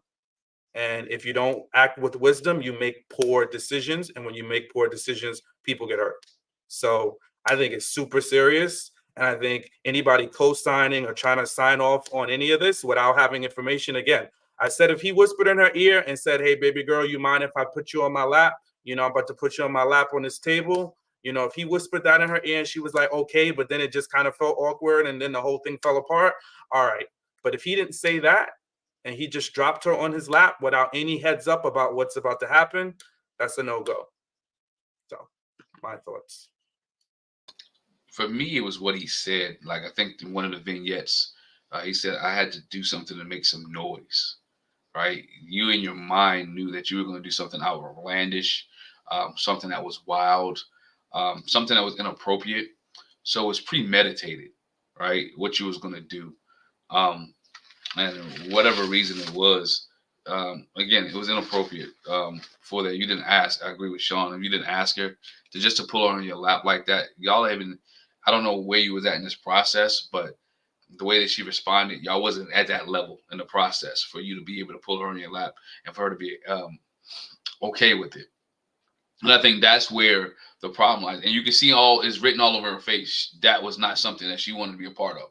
Or wanted me to. And the reason that it's written all over her face that she didn't want to be a part of it, not because it was written on her, but and how it was awkward to other people.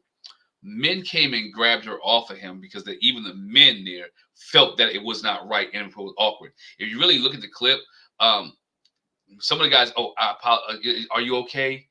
Are you all right? They went to check on her afterwards to make sure she was okay, make sure she was all right. And I think they genuinely was checking on her to make sure she was all right, based off the fact the way she was feeling. Based off the fact that the way she was feeling and the way that she was embarrassed. She was embarrassed. She couldn't get up and leave at that moment. She couldn't go at that point. And we know as men, when something embarrasses men, when something makes men cringe, it's really bad. When it makes men go apologize to a woman for something that another man did, it's bad with us, right? And that's where they were at that moment. And so it was something that, as a man who has daughters, I wish my daughters never be in that situation. You know what I'm saying? And that's something that I look at it like, hey, you worry about, like, he was totally out of order. And for her, if she still likes him after this, or she has a relation, her mindset should totally change about the guy that she wants to date. Because I go back to the statement she made earlier. I think in one of her vignettes, when they was having a conversation, she said, there's a different side to Jonathan, and I want to see it. Well, he showed you the different side of him at this pajama party. And I wondered, and I'm sure she doesn't like it. So I'm interested to see how the relationship goes after this, and if there's any other discussion about this scene after what took place, because she should be having a conversation with him and telling him how she felt and how she feels. And if he sees anything wrong with it, he should be having a discussion with her, apologizing for putting her in that situation. Can I quickly say something before other people go? I want to address a comment. Someone asked me, "Oh, so you've never slept with anyone on the first night?" And I feel like that person completely missed everything I said, especially the context. We're adults. I get that. You are allowed to express yourself in any sexual manner that you choose to. That's not what is being critiqued here. I think my concern is the overwhelming push of sexual talk and dialogue so early in the process. I think generally anyone should be concerned when there's a sex heavy or sex focused tone in the beginning of getting to know someone. And so that's me trying to address that person's comment. And Laron, that's very disgusting. I'm sorry. I caught one of that too. And I feel like this is what pisses me off about a lot of men on this show is you're so oblivious to how your actions can emotionally and spiritually and mentally impact the person. And y'all might think I'm doing too much in the comments, but like I take this very seriously. I was sexually assaulted last year. I'm in therapy like 3 days a week for it. So I don't take things like this lightly. To say we're being dramatic, we're overreacting, oh, it's okay to like be sexual early on. Not everyone is going to receive that. I think at the bare minimum, consent should be like a topic, and it's not being a topic enough for me on this show. So that pissed me off. Like, don't ever minimize sexual assault, sexual harassment. That's not okay. I do this work on a daily basis. I work with people who literally, and God forbid, they remove themselves, they delete themselves for being sexually assaulted. So I'm not gonna let that slide by. So that's just my piece.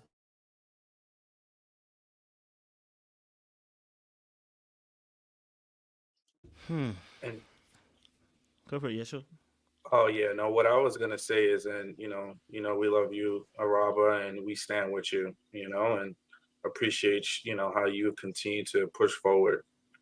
And the thing that has got me taking such a harsh stance, and some fellas might be like, oh, why he's capping, he's a simp. Nah, I ain't no simp, because guess what? After I've heard so many people that I know and love and care for have had the experiences that they've had. I talk to my mother, I talk to my cousins, and you know how many, it breaks my heart to hear how many women have had those similar experiences to my core.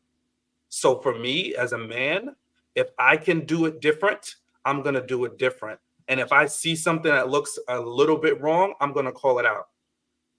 Because the amount of women that go through this is insane.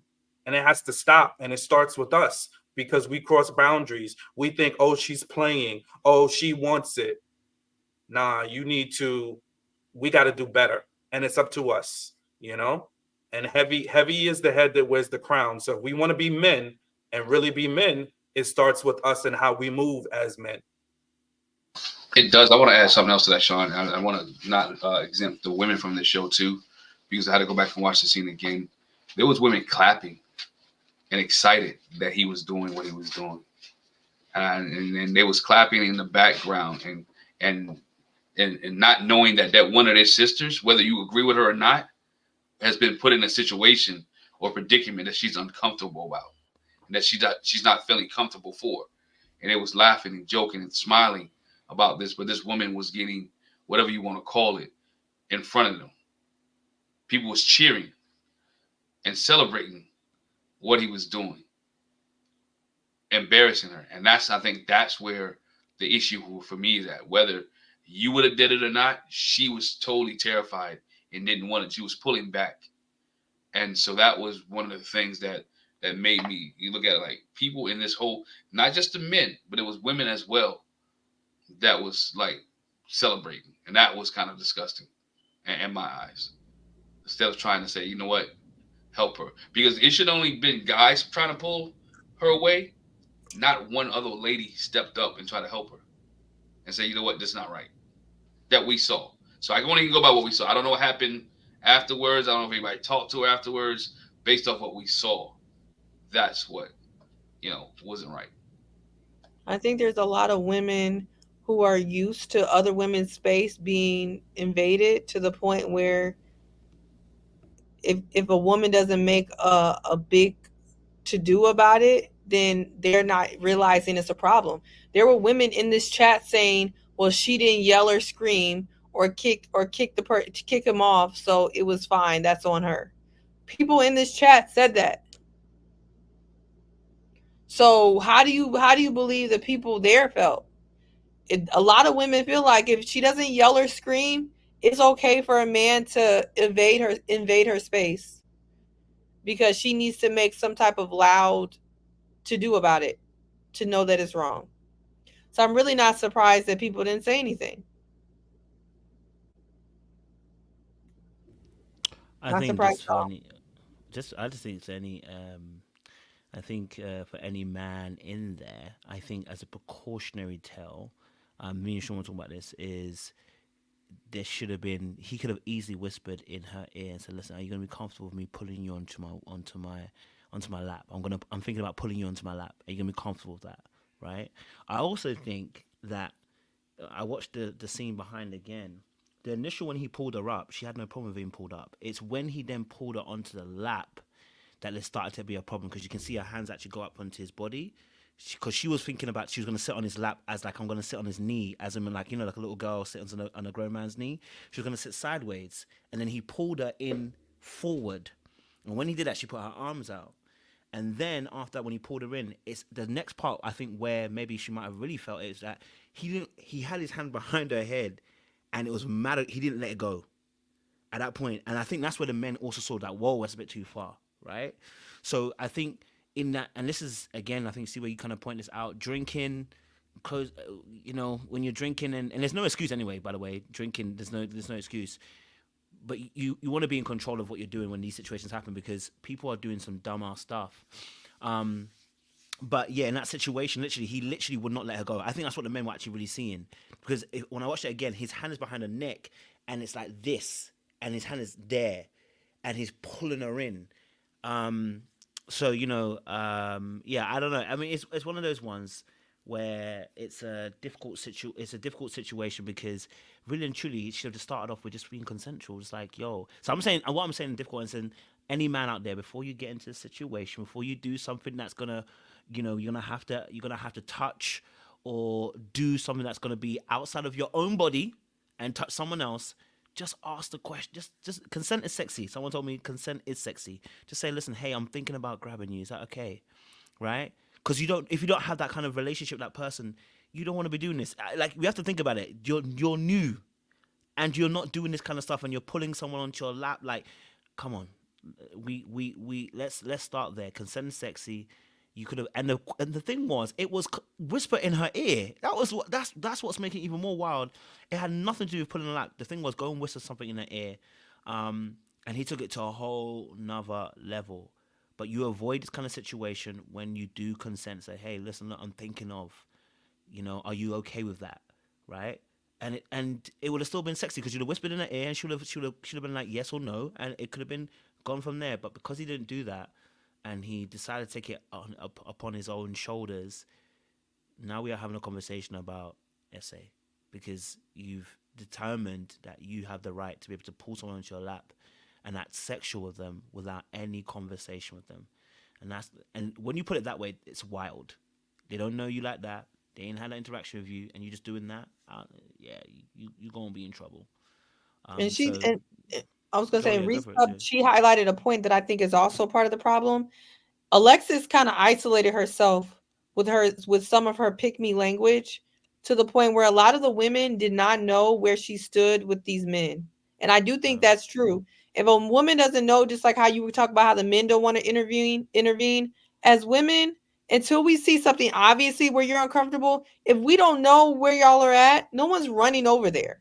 I think at the point where he had her head, everyone could see like she was clearly uncomfortable. But before then, people didn't know what stage she was at. I think it really goes, like you said, on Jonathan. He knew, though. He knew. And he could tell she wasn't with it, and he kept pushing. Mm. And that's the problem. He knew. It was a sign of him marking what they were doing. It was a sign of him marking his territory and making a statement. And that's what he did. But you know what it is? You know, I think with us as men, often a lot of times we're not. A lot of men are not cognizant of the dynamics between. Let me not say that. No, let me say that. Yes, we're not cognizant because we are entitled. So a lot of the things that look so obvious don't look obvious because until, for instance, like let's say, let me give an example, man to man. You walk behind me in the club and a man puts his hand on my waist. Men understand that, right? Right, because that's when you put it that way. It's like, yeah, don't do that. Why is a man putting a hand on the waist? But a lot of times we don't see things because we're blinded by our own entitlement and our own privilege as men. So sometimes when we're looking at dynamics between men and women, right, in his head he's thinking, I'm going to pull onto my waist, I'm going to whisper in the ear, it's going to be amazing, it's going to be sick. We don't consider the fact that actually, if you haven't had a conversation with a person, because again, we're not considering power dynamics, and also because we're operating from a place of privilege and entitlement, we think we can, because that's unfortunately the world that we live in, right? We are in a patriarchal society, and so a lot of men oftentimes don't have to think about the other side of the coin. So if I pull you onto my waist, I'm not thinking about whether you feel bad about it, because I'm like, well, in our world, we're entitled and we're privileged without actually saying it that way. That's a lot of times how the thinking is. So the behavior just becomes, oh, I'm going to pull onto my lap. But if a man was to pull him, like I'm Sean with me and Sean, I'm joking with Sean, I'm saying to you, Sean, you're looking like, you know, delectable. Hey, right? Because we understand that, right? So, but again, a lot of men need to really, that's what Sean's talking about, the work that we need to do, is that we have to understand you can't come from an entitled and privileged perspective. You should always be thinking from a perspective of like, listen, hey, look, I am not entitled here and I'm not privileged. I don't get to do this to someone. You know what I'm saying to you? I should always be asking. And I've always said this, education really should start young for young kids. I think schools should be talking about consent from a very young age, because boys are often indoctrinated from a very young age about privilege and entitlement, about taking up space and invading people's space. Education starts from young. So that starts from the home and that also starts from school. We should be having these kind of conversations. It shouldn't wait till we get to like 30. I don't even think Lamar would have done this. I promise you, I don't think Lamar would have done this. I think it's a lot of talk. The fact that Jonathan did it is where we're like, woo, baby, you wild, you know. But yes, Rob, go for it. Yeah, I appreciate the conversation that we're having surrounding consent, because it's not often talked about, right? Like, yeah, we say consent is sexy in theory, but I think when people are in the midst of it, they kind of get self-conscious, and they are not comfortable or brave enough to speak up and ask for, you know, hey, what is your boundary? And so conversations like this make like normalize that type of culture. So I think this is needed. And I think like, I just want to say I apologize for crying. I try not to cry when I talk about these things, but because it's something I'm currently living in and, you know, still working through and healing through, I tend to be more sensitive when I see these things. I work at a sexual assault and domestic violence organization. So this is my daily work. I have to work with women and girls who, you know, they didn't have the courage to speak up.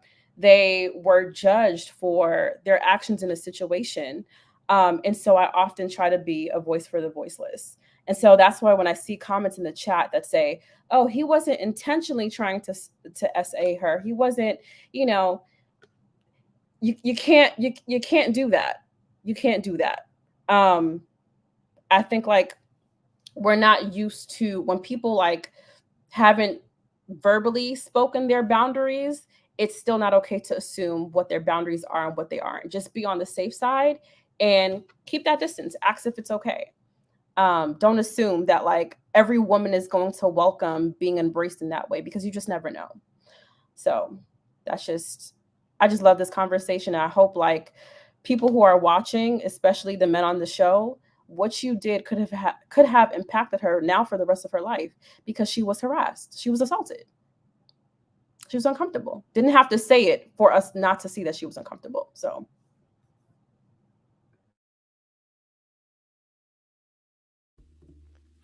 Any other thoughts out there, guys? Ladies? Yes, go for it. Yeah, go for it, Sue.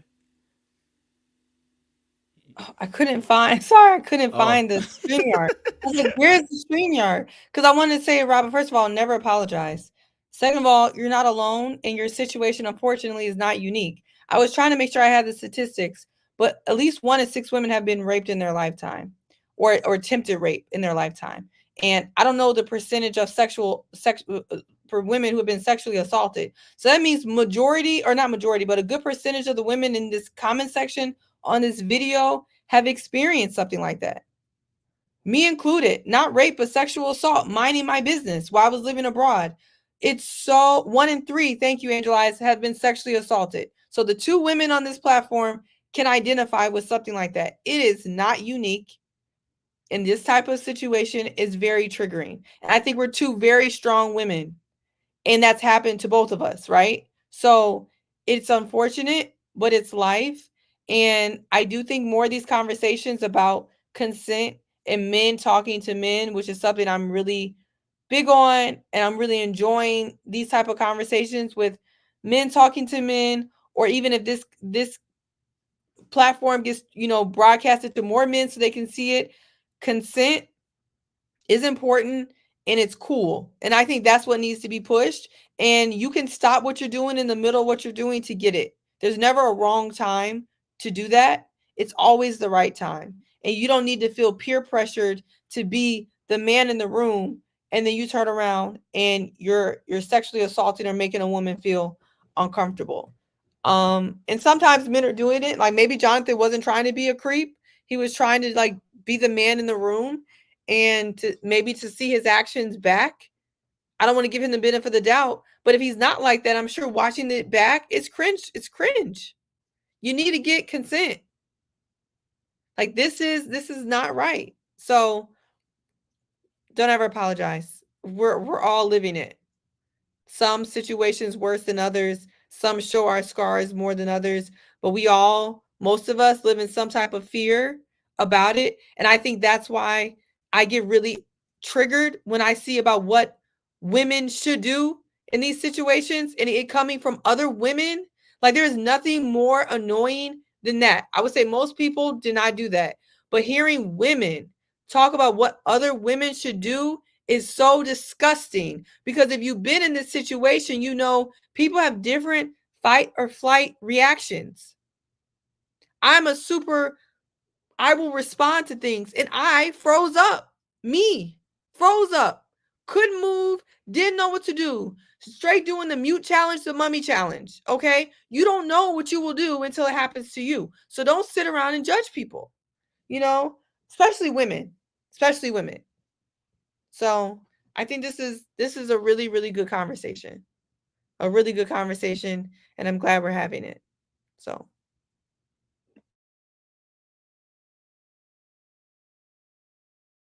All righty. I think our time is up.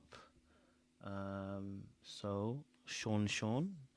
I know we didn't get to finish. I don't think there's anything else. I think we got to most of it anyway. I know there was elimination between the 2, but they didn't really decide on anything anyway. So we got to that point. But Sean, I think it'd be a good point to give us the benediction before we get to the 3-hour mark, and we will sign out.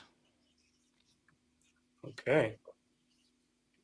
So, everybody, we have tough conversations on this channel very often, and sometimes things get serious, but I think these are conversations that help us as a community, right? When we think about having healthy relationships, the last topic we talked about, consent, that is a very key component in having a healthy relationship, making sure we have consent all the way through. And how about let's go for enthusiastic consent, right? Make sure she is fully invested and interested in what is about to happen, right? We want to have sex. Sex is good. It's not a bad thing, but it needs to be a consensual, agreed upon, healthy act between two loving people. All right.